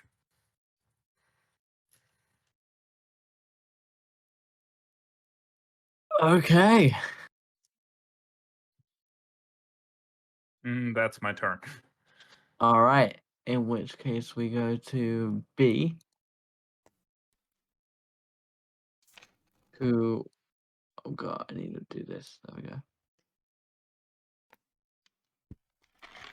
It's gonna move to there. And it's all it can do. So its turn. And we go to Sverkr. All right. All right then.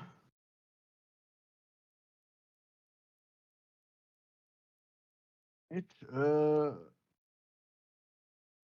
Sverkr is going to move. I don't know if I want to move there. That's very close to those. See how far can I move this? Okay. Yeah, no. Okay. Yeah, I'm going to move up to D. Alrighty. Then I'm smash him with my hammer. Alright. Roll with disadvantage on this one. I mean, I would probably do that anyways because the sun is up. Does a 16 hit? That hits. Okay, fantastic. Right. That is 9 points of bludgeoning. Alrighty. Could almost say 9 points a bonk.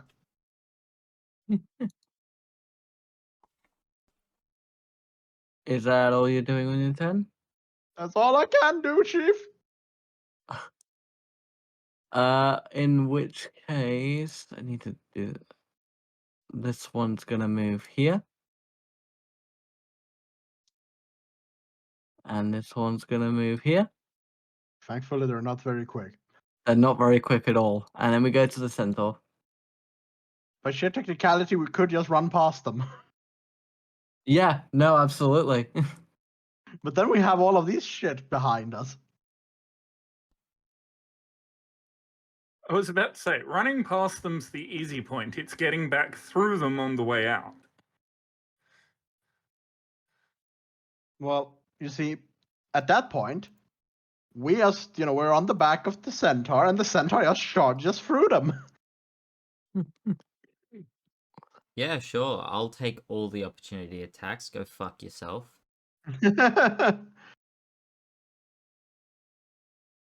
It's for the greater good. Stick it up your ass.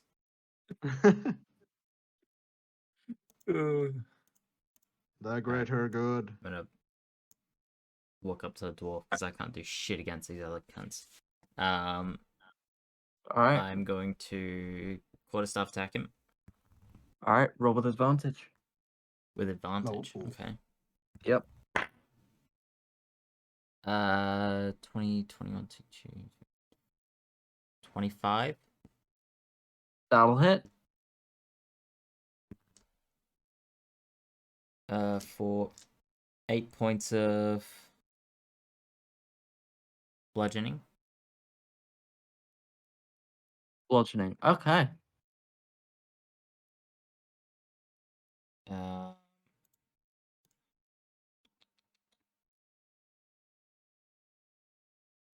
And I'm gonna spend a key point.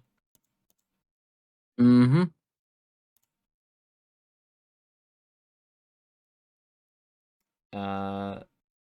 For flurry of blows. Alright, go for it. Punch him 2 more times.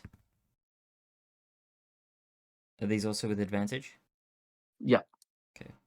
As long as they're melee weapon attacks. Yep. 22 for the first one Yep, that'll hit.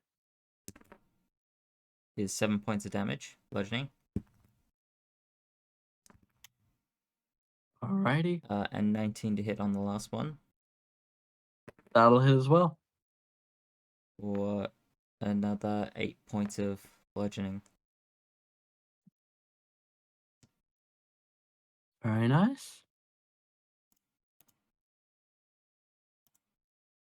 Is that what you're doing on your turn? That is all I've got.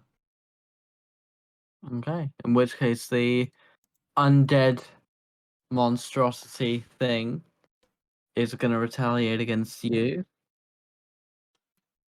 You remember it has disadvantage on its attacks. Mm-hmm. Does a 12 hit you? No. Okay. In which case, we go to this creature, who's going to attack at you, Sverkr. No, boy. Just make sure I've got the right one here. Yeah, D. Okay, good. Does a 7 hit you? How did you know? I'm Emphasis that on good. no. And wait for it. A 5. Truly devastating. How will I ever recover? In which case, we got agreed. Yep. So I'm going to throw both my ice knife and my starry form arrow at A. So it needs to make a con save, and I also do an attack roll against it. Alright, we'll do the con save first. That's a 17. Okay, it passes the con save. Does a nat 20 hit work with the starry form arrow? Well, let's do the damage on the ice knife first. It doesn't take damage because it didn't hit. Because it passed the con save. Wait, I think It's only a we've done DC. ice knife wrong then because it's I was meant to gonna be say, a ice roll knife to hit is a- Oh, first. sorry, not Ice ice knife is knife. Frostbite. Frostbite. There we That's the go. one. Okay. I Okay. was gonna All say right. that is spell ended cool. very well. That is not right. Roll the hit with the story thing. Story Well, arrow. that's the nat 20. I Well, can tell you right to now, hit. it's dead.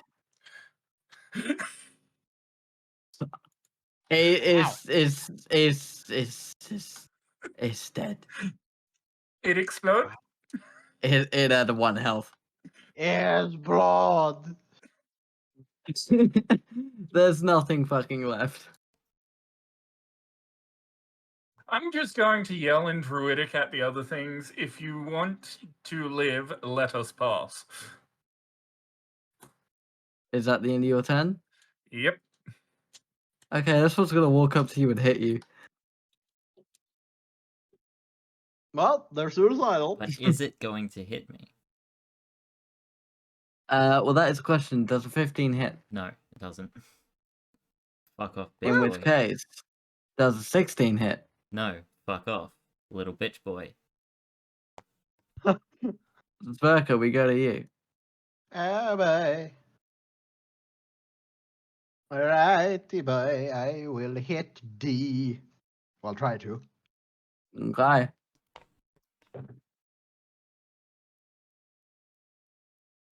So, just hypothetically, how devastating is a 13 to hit?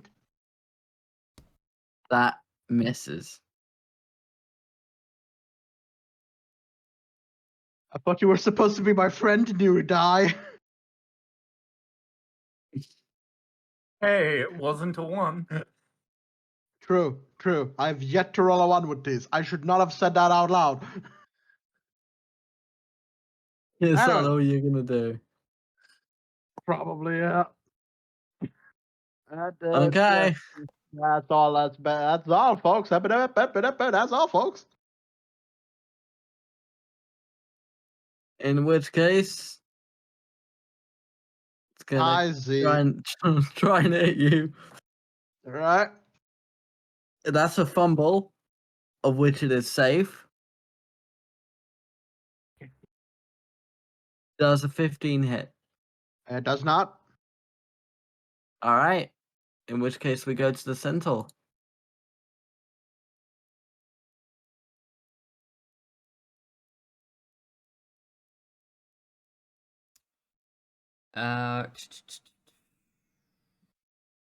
I'm gonna focus on the dwarf first. This tree thing can't even hit me, so 14, 19, 25 to hit on the dwarf. Two-handed. That's with advantage, yeah. Yeah, that was with advantage. Okay, good. Good. That's All right. 8 points of damage. Okay, give me a second. All right. He's still up. Yeah, he's still up.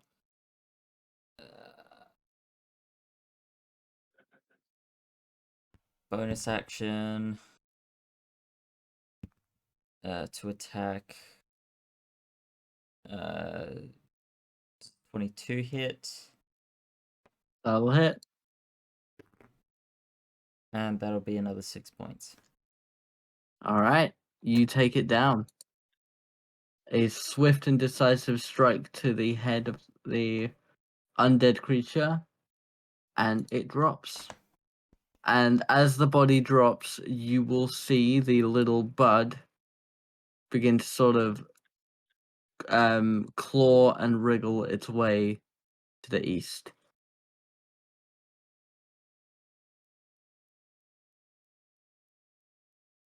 Oh, hell no. Okay. Alright. Is that what you're going to do on your turn?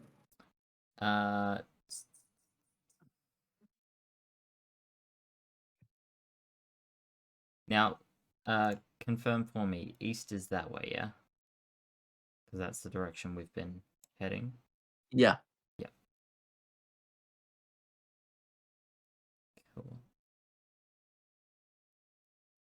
Yeah, that's all I'm gonna do. That's all I can do. Alrighty. In which case, Sverkr, you're going to be attacked again. I'm guessing a 9 isn't going to hit you, so... Indeed.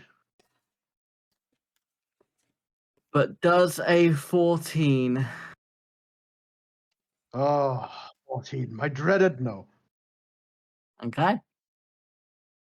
In which case, we go back to Greet. I'm going to Guiding Bolt C. Go for it.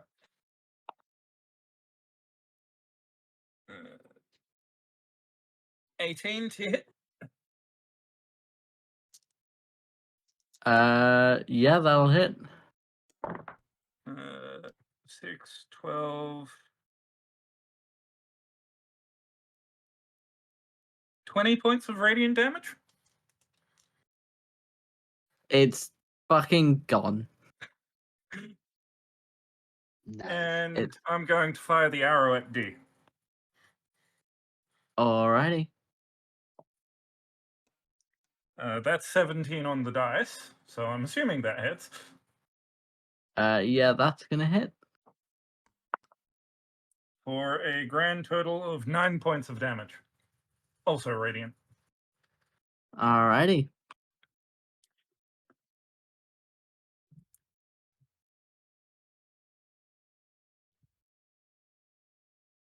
Is that all you do on your turn?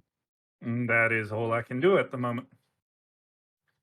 Okay. In which case, the centaur is going to be attacked again. A 14 doesn't hit you, if Nope. I remember rightly. Does a dirty 20, though. Look. Possibly? Honestly, with you at this point, I don't fucking know, because your centaur is I centaur's literally, insane. I told you the meets it beats it earlier. But yes, that hits. I know, but you mean I have a lot of creatures I need to manage? Well, manage better. Oh wow. Actually Nice. go That's fuck If yourself. it helps, I'm trying to weed them out as quickly as possible. It's funny because they're plants. You take 7 slashing damage. Oh, is that all?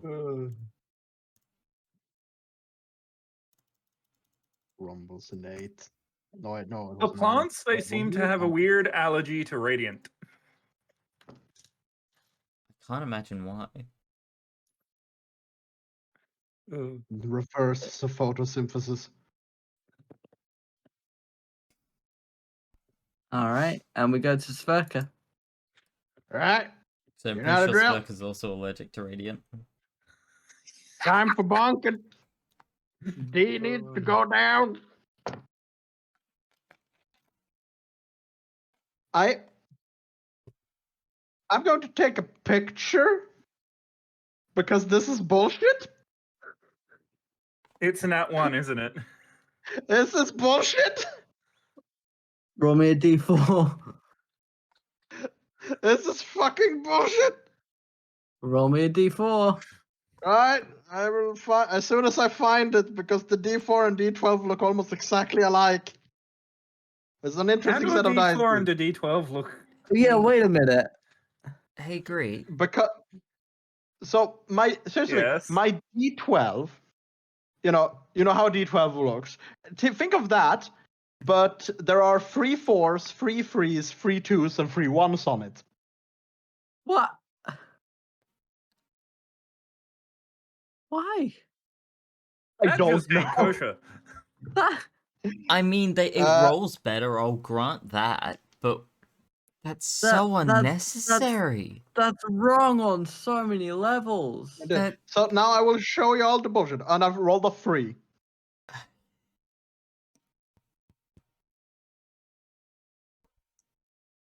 Alright, we don't. Alright. Yep, roll me a d4. I rolled a D4. It was a 3. You rolled a Or 3. should I Oh, you roll got a again? 3. Okay, you're safe. Cool. All right. Yes. Yes, hooves. Can you deal with this one in front of me? Quite so. Lovely.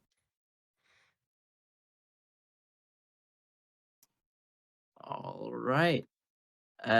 In which case, we go to the centaur. Cool. Move here. My first 5 feet. Okay. Oh, it's beautiful. Oh, it's beautiful. You know you're taking the opportunity attack, right? Yeah, I know I'm taking the opportunity attack. Roll it. Okay. All right.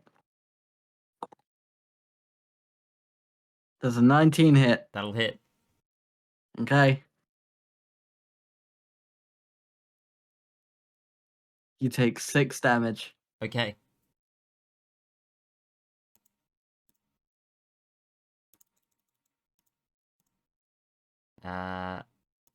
And I am going to charge. D. And I'm gonna kick him with my hooves.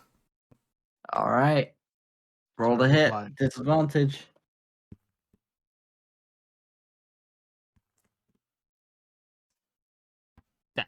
That I'm pretty sure is an does a 19 hit?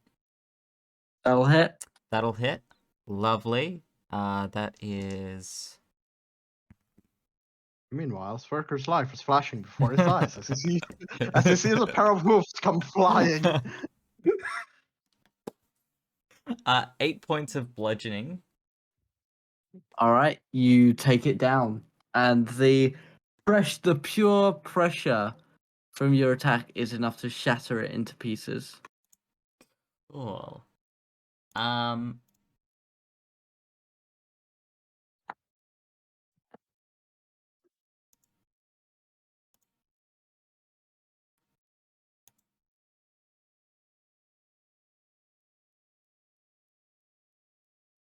Interesting. Hmm. Can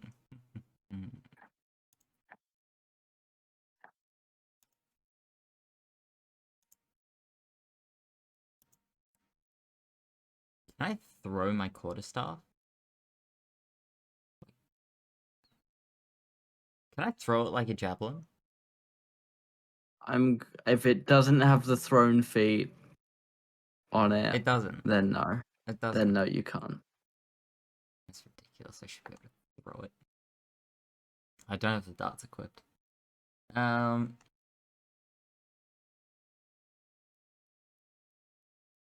in that case, I'm just going to use the spell scroll that I have in my backpack, which is a 2nd level Cure Wounds scroll. Alrighty. What's the? I will let you.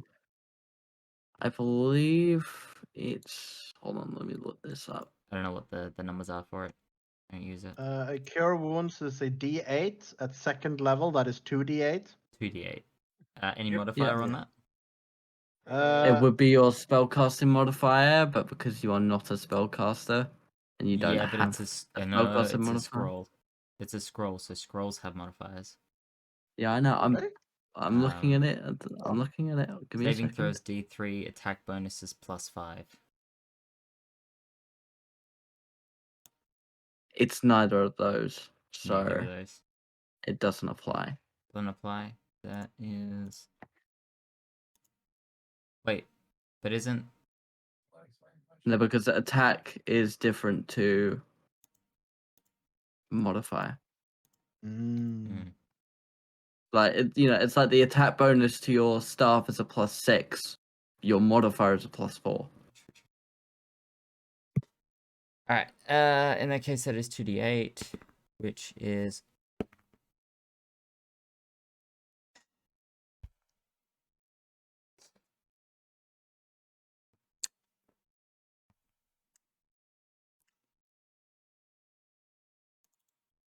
I'll heal for 2. Good. Rolled Oh fucking no. snake eyes. Dick. It happens. Complete dick.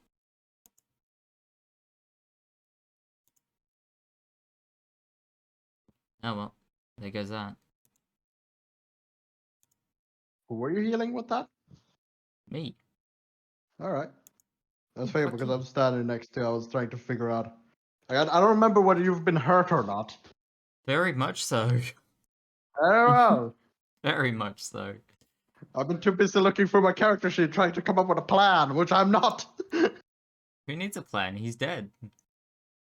I mean, yes, but I mean, there's another one. Great's cut that. That's my time, by the way. Alrighty. In which case, Greet, we go to you. Alrighty then. So I want it to make a con save, and then I'm hitting it with my arrow. The con save is a fail. So it takes 4 points of cold damage. And then Alrighty. we roll for the arrow. Okay then. Focus, damn you.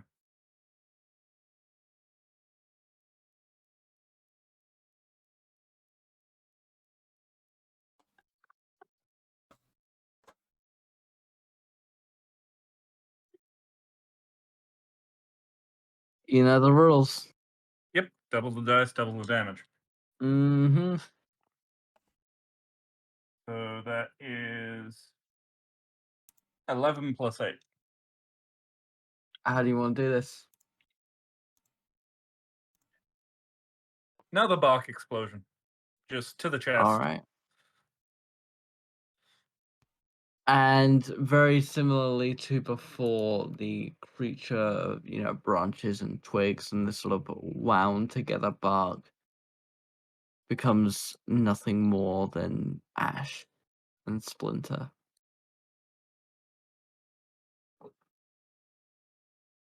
Alright, you are now out of initiative. You do see that plant clawing its way. It has sort of changed its course slightly, is now going deeper into the forest. From your angle, Greet, you can see this sort of boulder on the far side that seems to be where it's going to. Right. I'm going to look to the others and go, as much as we probably don't want to do it, the fastest way to find the source plant, as it were, would be to follow that seedling.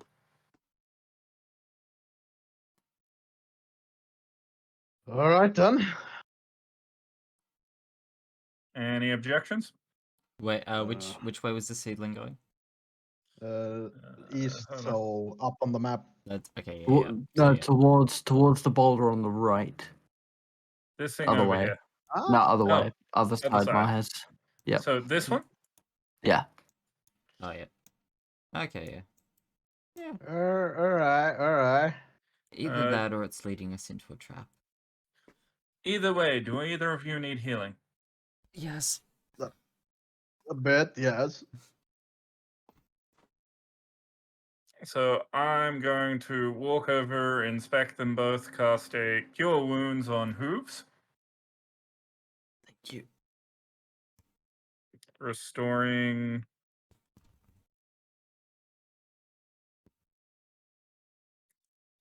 7 plus 4, 11 points. We'll take that because it's better than the 2 I rolled.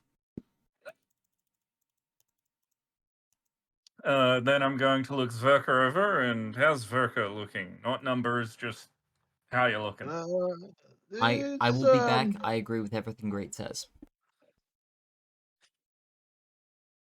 Great, you better make some wild ass claims. Sverkr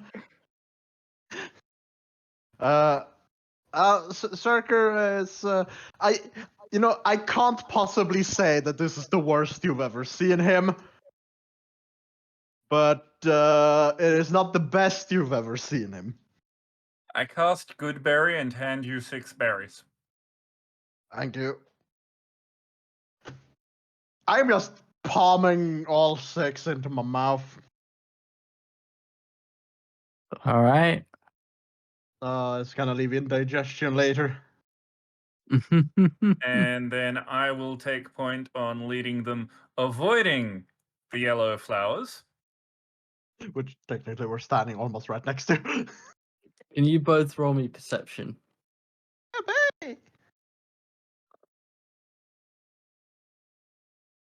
That is 19 on the dice. That is 23. 11. Wow, Sverkr, it's like you've never. These flowers, Sverkr, seem quite pretty. Almost alluring. Almost, not quite, but almost. Agreed. As you begin to walk off of the trail, you swear the buds are watching your moves, following you as you go deeper.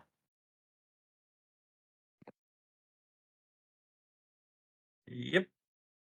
All right. And basically You- leading Hooves and Zverka to probably what's certain doom, but You know, To the rock. probably. To the Yep. rock. We're going to All find the right. lion. I mean, Rogue Universe. I will position Malachi.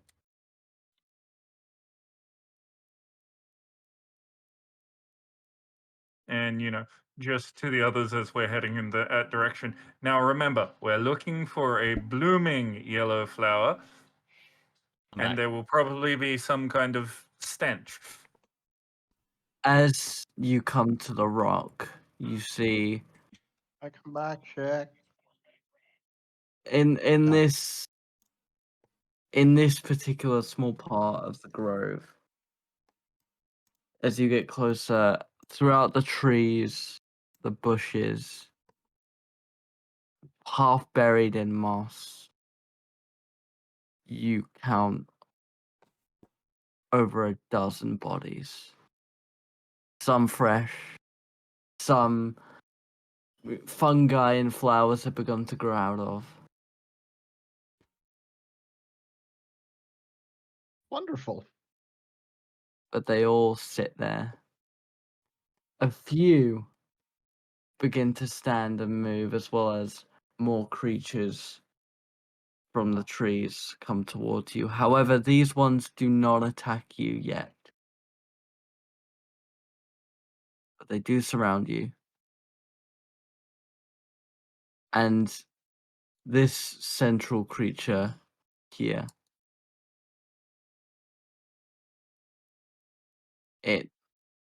the plant that the centaur saw claw itself away, embeds itself into the topmost point of its head. The roots going down, connecting to the corners of its eyes, its nostrils, ears. And the 18 to 20 bodies that surround you right now speak in unison. Oh, good. You come to our grove. Come to join our comforting horde.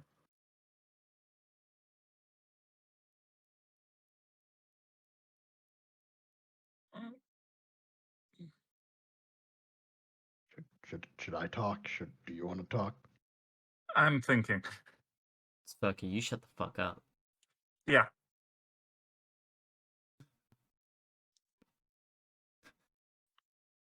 Correct response.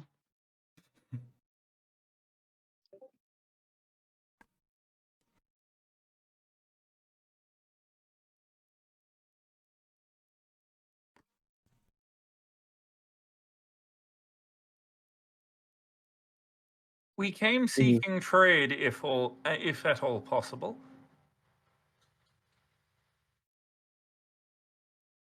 If you would give us something in exchange, we will give you something in return.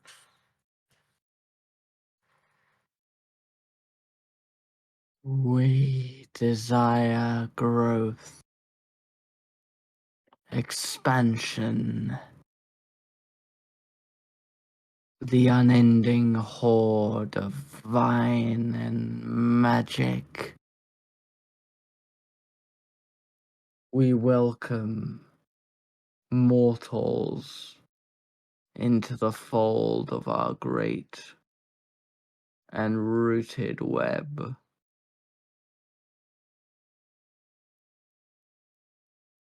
If you were to deal with us, I could accelerate your growth without any of us becoming one with you.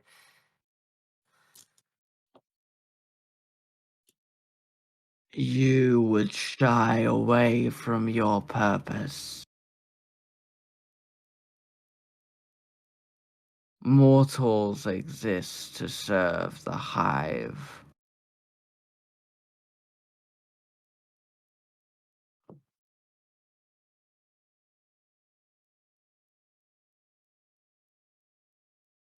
Yes, but there are many ways to be of service, and I'm going to pull out just one of my generic seed pods and use Druidcraft to cause the seed to start sprouting.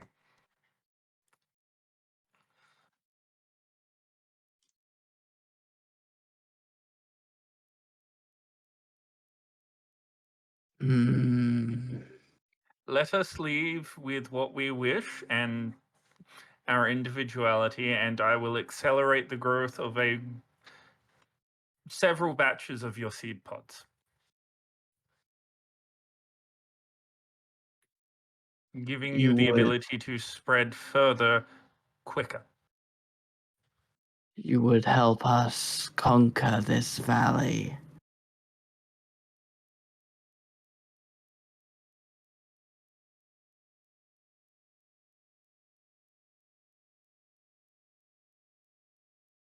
I would help nature grow.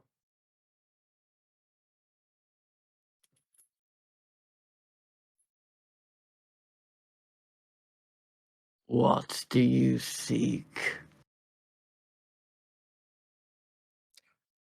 Some going to nectar pull out from the your vial. main flower. Not much, just enough to fill that glass container my friend has. Yeah, I've pulled out the flask.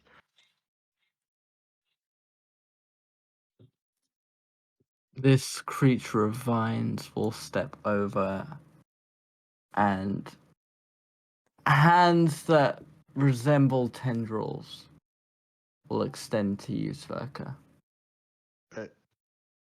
I will hesitate for a bit and then hand over the flask. Very careful to ensure that none of me touches any of it. You know, The just to be creature safe. seems to be inspecting the flask. Roll me insight. Insight? Alrighty then. A straight roll, or is there anything roll. for nothing? Great roll. Straight roll. Straight roll. That is. What is my insight? It's not actually as bad as I thought it would. That is 23. I think this is the first time I've gotten anything above 20. To your eye, it seems as though the creature doesn't view you as a threat. And it hands back the flask. I don't know whether I should be relieved or insulted. And it returns to its previous position.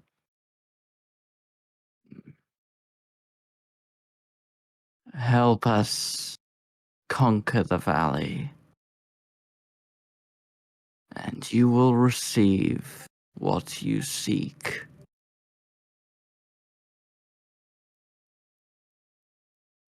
Follow these ones to the heart, to the mind, to the eye. We will show you what we can do and offer you mortals gifts in exchange for your undying loyalty.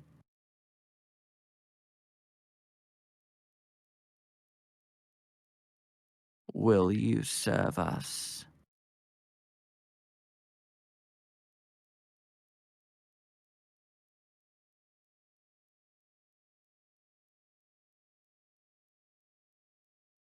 There's quite some heavy wording.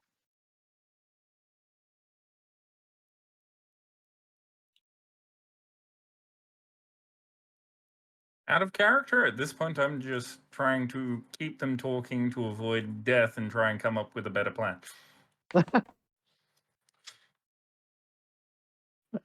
out, We were and surrounded. Our options were either fight and maybe succeed, or try Yeah. talking and see where it got us. yeah. So Conversely, if we get closer to the central plant, we could just end this all quickly.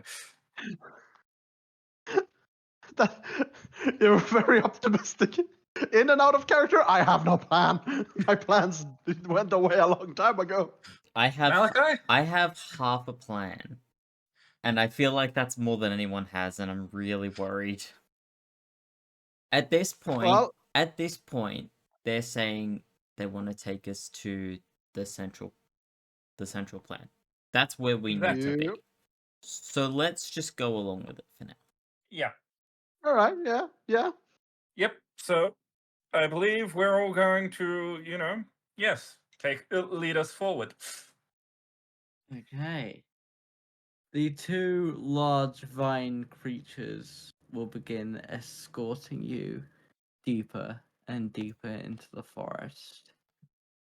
You walk for what feels like an hour or so until you make it to the foot of the mountains, where this large cave that almost resembles the mouth of a Tarrasque, for those who are well read, opens up and goes deep down, and you will see vines almost like veins come out, and the yellow bushes and buds are a lot more prominent here than they were in the forest greater. And the two blights will simply point their tendril arms down towards the cave.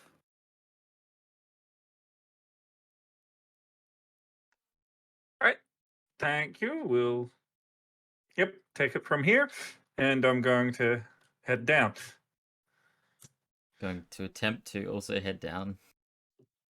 Uh-huh. And as soon as it seems they're no longer following us, even though I know we're probably going to be heard from no matter what angle. So this is a thing.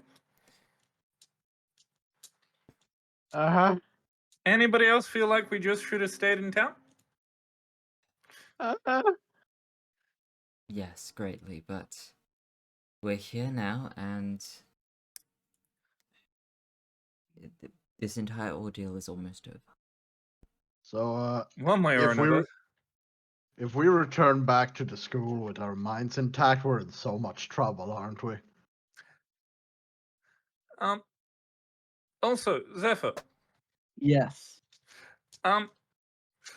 Small case in point.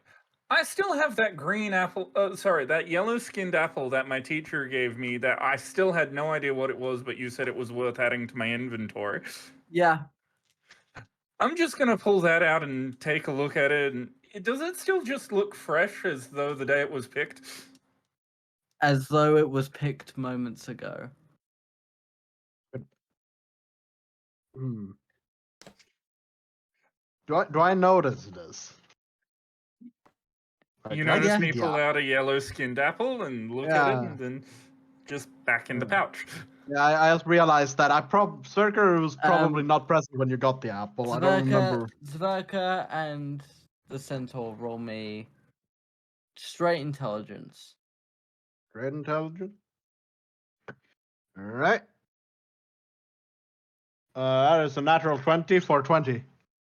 I was gonna say, I feel like I wouldn't know this, but I'm surprised. I come from another world,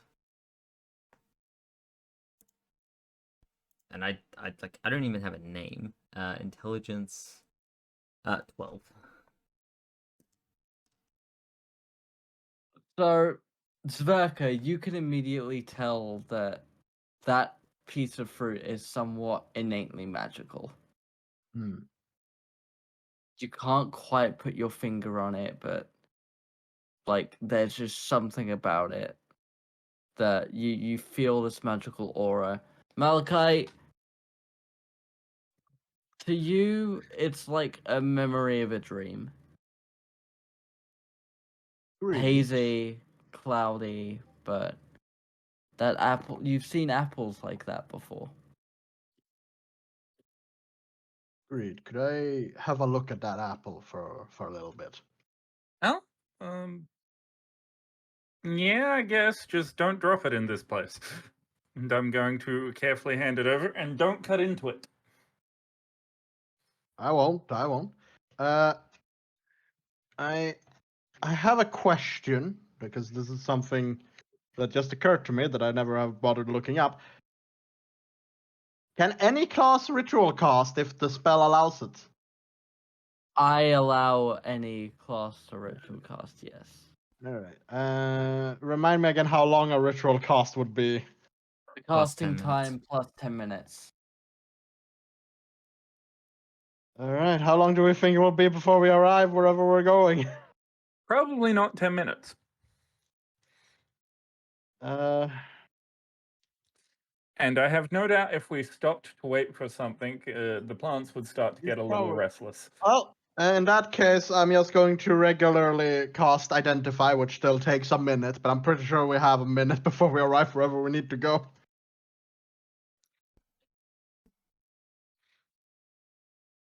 Yeah, I'm casting Identify on the apple. I don't, alright, I'm gonna message you what happens, because it's not so much a spell, but it's an effect. Oh, goody. Hopefully I didn't fuck anything up.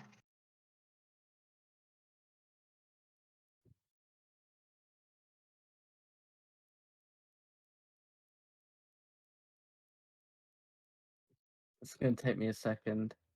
All right. So feel So- free to talk amongst yourselves. So we can all agree that this is probably a very bad idea, right? I'm gonna kick you in the ribs when we get back. Well deservedly. I mean, yes.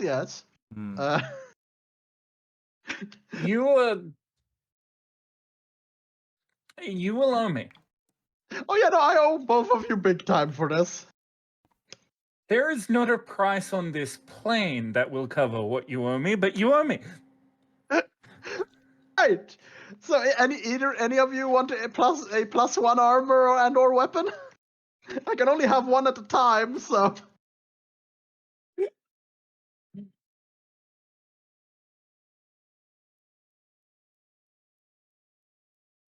Oh, Wait, when you say you can only have one at a time, what do you mean? So I have the Blessing of the Forge. Yeah. At the end of a long rest, I can make a non-magical weapon or armor a +1. Actually, I don't know if it's specifically non-magical, but I know I can make. Yeah. Does it see, remove the +1 from the previous one? Let's see. At the end of a long rest, you can imbue magic into a weapon or armor by touching a non-magical version until your next long rest, or you die. The object grants a +1 bonus to either AC or attack and damage rolls. You can't use this feature against. So yeah, it only lasts until my next long rest, Right. Okay. or I die. Enjoy that information. All right.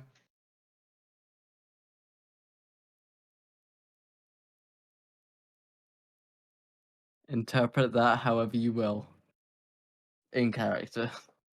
If he suddenly bites into the apple, I'll have you know I will kill Sverkr on the spot. Yeah, no. Sverkr is suddenly like he goes rigid as he's holding it, and he's like grasping it with both his hands, being very, very careful not to drop it as he hands it back to you. Like his eyes is kind of wide, and he's like, Zakaria, this is an apple of Eden. "Yep, yep."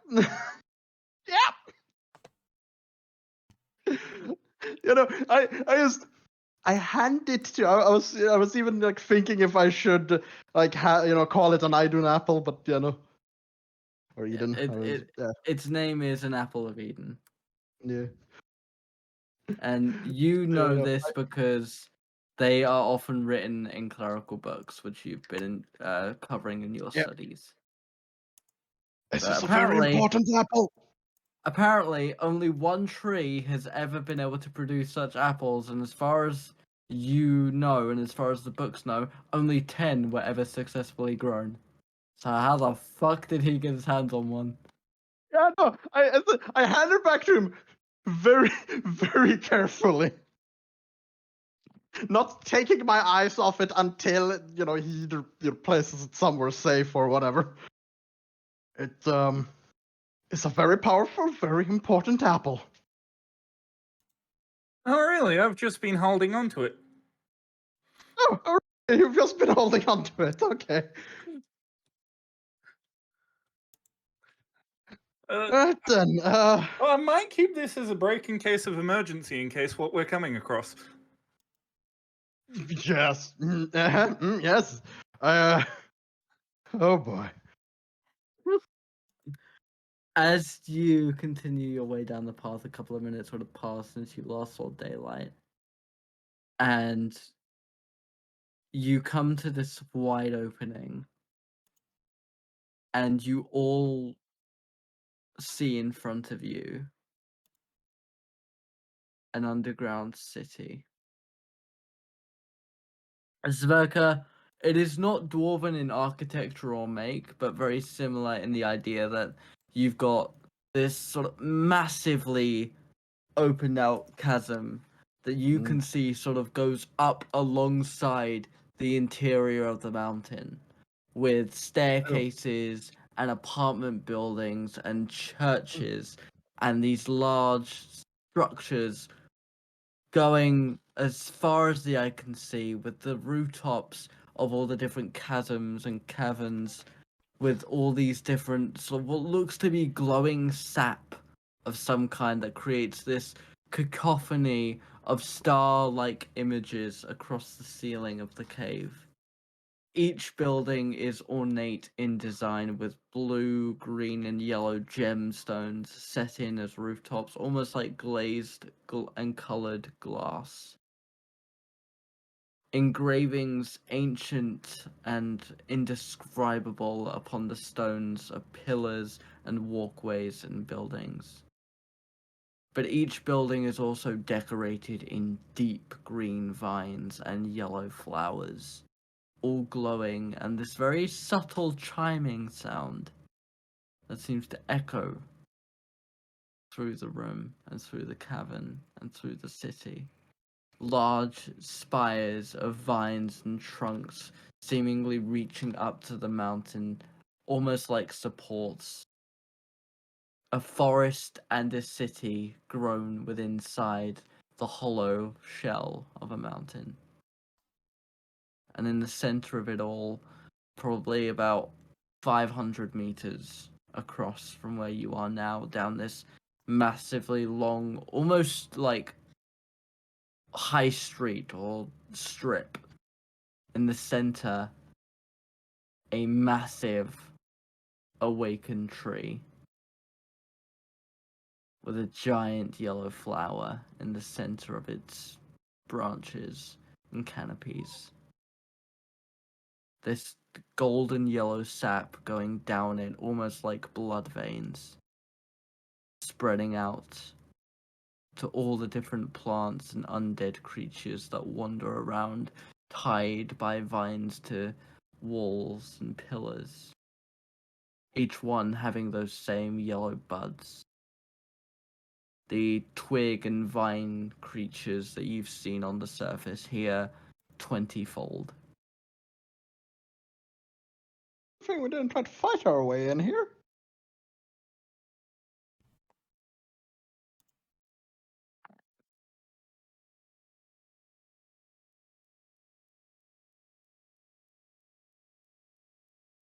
Come forth.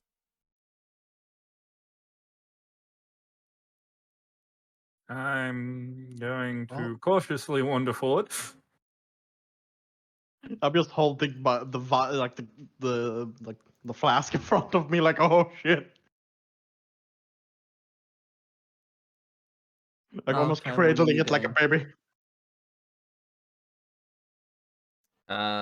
I'm actually going to be staying a little further back. I'll move up, but I'm gonna be staying back a bit. Setting up a charge in case this goes south, or being further back so you can run away quicker.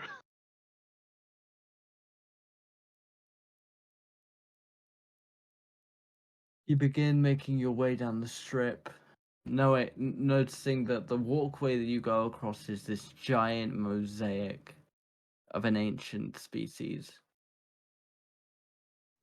And it takes you quite a while, like minutes, to walk down this sort of main high street in the center of the Probably city. kind of ritual cost.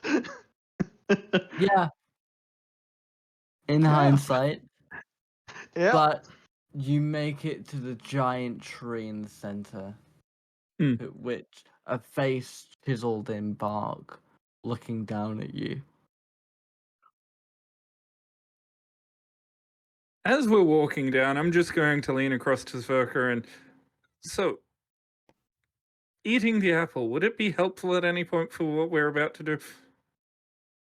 Eventually, I mean, the apple is basically divine. It holds knowledge, strength, the protective energies. It's a whole heap of things. Right. To be honest, I don't say or even think this much, but I could almost call it sacrilege even thinking about eating it. But at the same time, I'm thinking of eating it.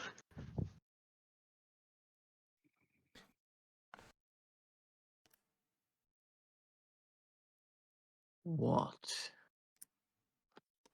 brought you to us, mortal? Well, you see, the- my friend, We did and not ask you, druid. And the eyes focus on Sverkr. Oh boy. I seek a vials, and I hold this up, worth of your sap or essence or whatever it was. I believe it was referred to as bottle of sunlight, liquid sun. I forgot the exact terminology used. It's been a lot today. And we made a bargain. My friend here will help some of your buds grow quicker. I In know exchange, of the deal you made with me. yes, I apologize. I'm just I look around. I'm like, this is quite a lot.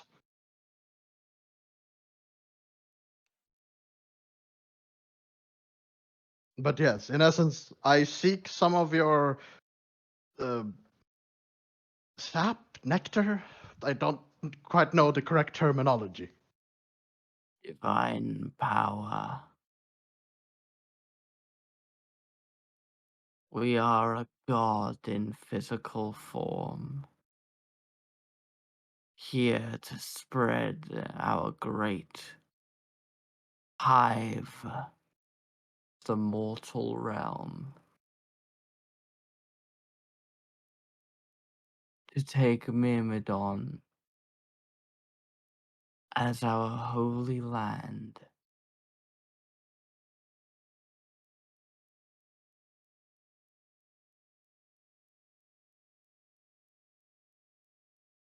Right, I see.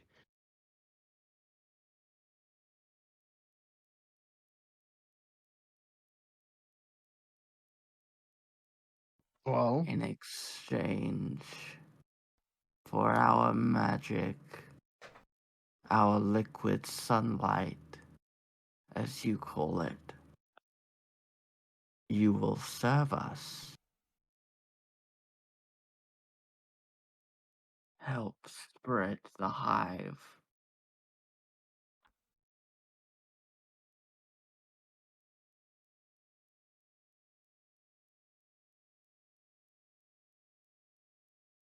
right. I Alright. look over towards Greet in a way like Greek like just I, took a bite from the apple. Mahez, yep. you may pick one of the following effects.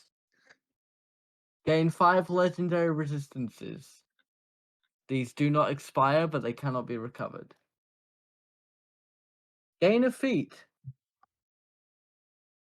Or improve any ability score by 2.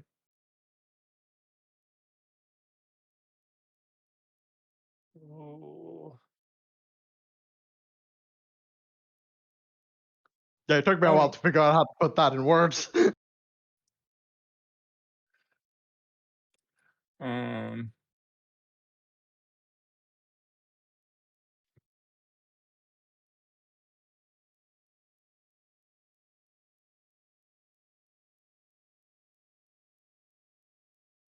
Give me a minute and I'll get back to you. I'm currently looking Alright. through the feats to see if there's anything that I think could be helpful at the moment. Okay. Whilst all this is going on, Malachi, what are you doing? Nothing. There's In which case, Sverkr. Yes. I'm. What, what do you say in response to the musk? Well, I mean, we've already made a deal.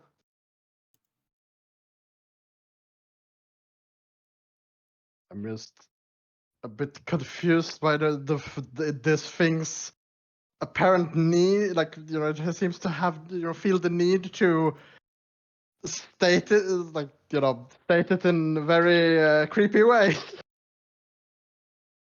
Almost like it's the bad guy. I know. It's almost like this is the villain for this arc. Yes, potentially. Yes, probably. Yes. And is there the potential we ran into it a little early? Yeah, a little bit. I see. My Well, plan for the next interesting. my plan for the next 4 sessions was going to be how you guys snuck into this city, but okay. You all decided now we're going to side with the bad guy. And you know what? I'm down for it. Let's do it. Well, I mean, I don't know about signing. I mean, the whole deal was that Greet would, you know, use some of his magical thingamabobs, and we would all leave with our minds intact. Well, considering you're I about to don't. pledge yourselves to a god, quote unquote, self-proclaimed god.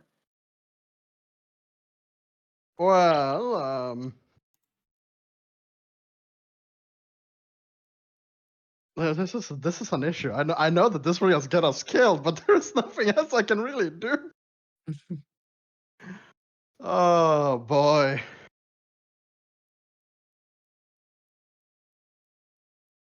The awakened tree will reach forward, and a set of leaves that seem almost cupped create this passage of sorts. It's the best. This kind of funnel, and a little bit of sap begins running down towards you. All right then. I uncorked the bottle to catch it. The perfect amount of sap to fill the bottle is given to you. And then the tree looks towards the centaur. You are not of this place, creature of Fae.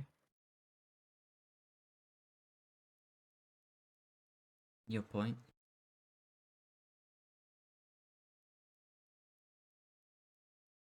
We can gift you your potential, reconnect you to your home as a sign of good fortune.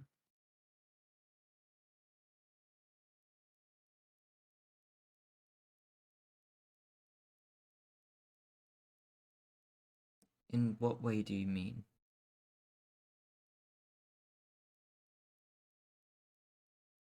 Let us show you. And it reaches out the same sort of branch-like hand and invites you to take it.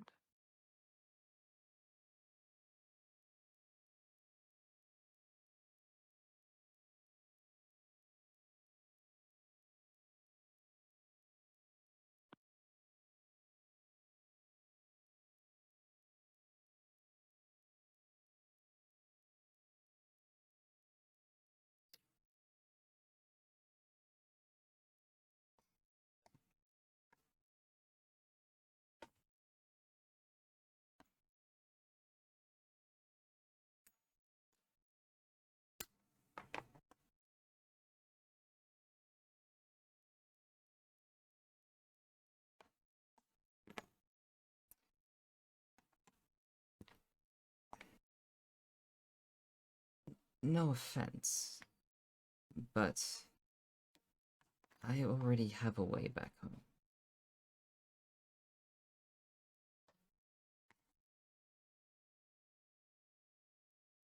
I'm not sure I understand what it is you can offer me.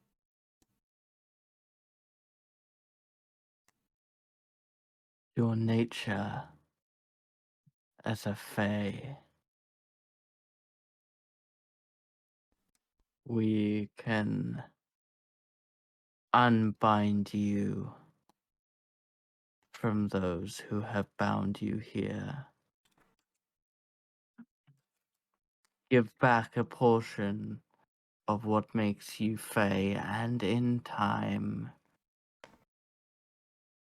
help you ascend.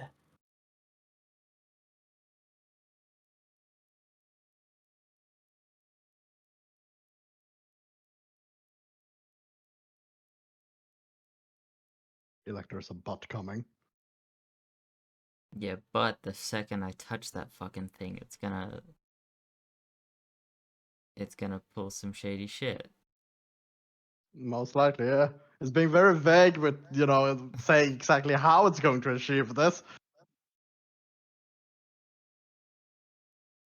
I will have to ask Malachi, do you take the hand? Coin said no. Oh. Then how do you respond? Again, I mean you no offense, Also, I picked my thing. but I like it here. Cool. Went with a feat. Arguably the smartest choice. Pardon? Oh, Arguably the smartest choice. Yeah. I'm guessing after I take the bite and swallow the bite of the apple, though, the apple disappears. Impossible to say at this time. Okay. I feel like the apple probably remains, just the magic has been expended. If you will not take our gift, we will not force it. All we require is your loyalty.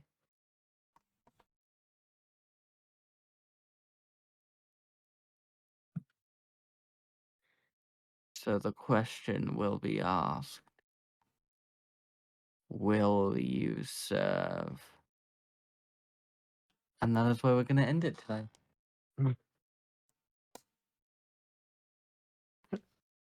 Not where I thought we would be, but where we are regardless. I will be completely honest with you. It did not even cross my mind that this would be such a big thing. I thought we were just, we'll find a flower. There's this part of the forest that is, quarantined. So here's the thing: the way it was initially written was you guys were gonna spend so much time fighting these creatures that by the time it got to this, you guys would have, in an ideal world, you guys were just like, "No, we've been through so much shit, we can't just give up on it now." But you guys got here so early that I was like, all right, let's try and make it actually tempting and see what they decide. I see. Well, me personally, and partially Sverkr's own damn pride, I say that we find any loophole we can and get out of here. Which is the point of the will you serve question. That is I know, that is and the I'm binding trying. contract. I believe Yeah, me, you are and- not the only one. But you already Yeah, hang on. You already have the sap, though. Yes, and I have not answered. I very specifically have not really answered any conclusive answer to that question. The thing is, yeah, this is that half a plan that I have. We're at that point now. We are at the start of my half of a plan, so I think we're golden. The only thing I will say is you are dealing with something with the supposed power of a god. Suppose it. I know. And I'm a cleric, so I know that this shit is binding. Yeah, supposed power of a fae as well. And you've got a small army of plants and undead to get through. And here's the thing, with the whole, fae thing, which I know that, the big plant thing considers of a god is probably some kind of faith thing, or even if it isn't, I'm gonna treat it like it is until proven otherwise. And so I know that we need to be very careful with exactly how we word things.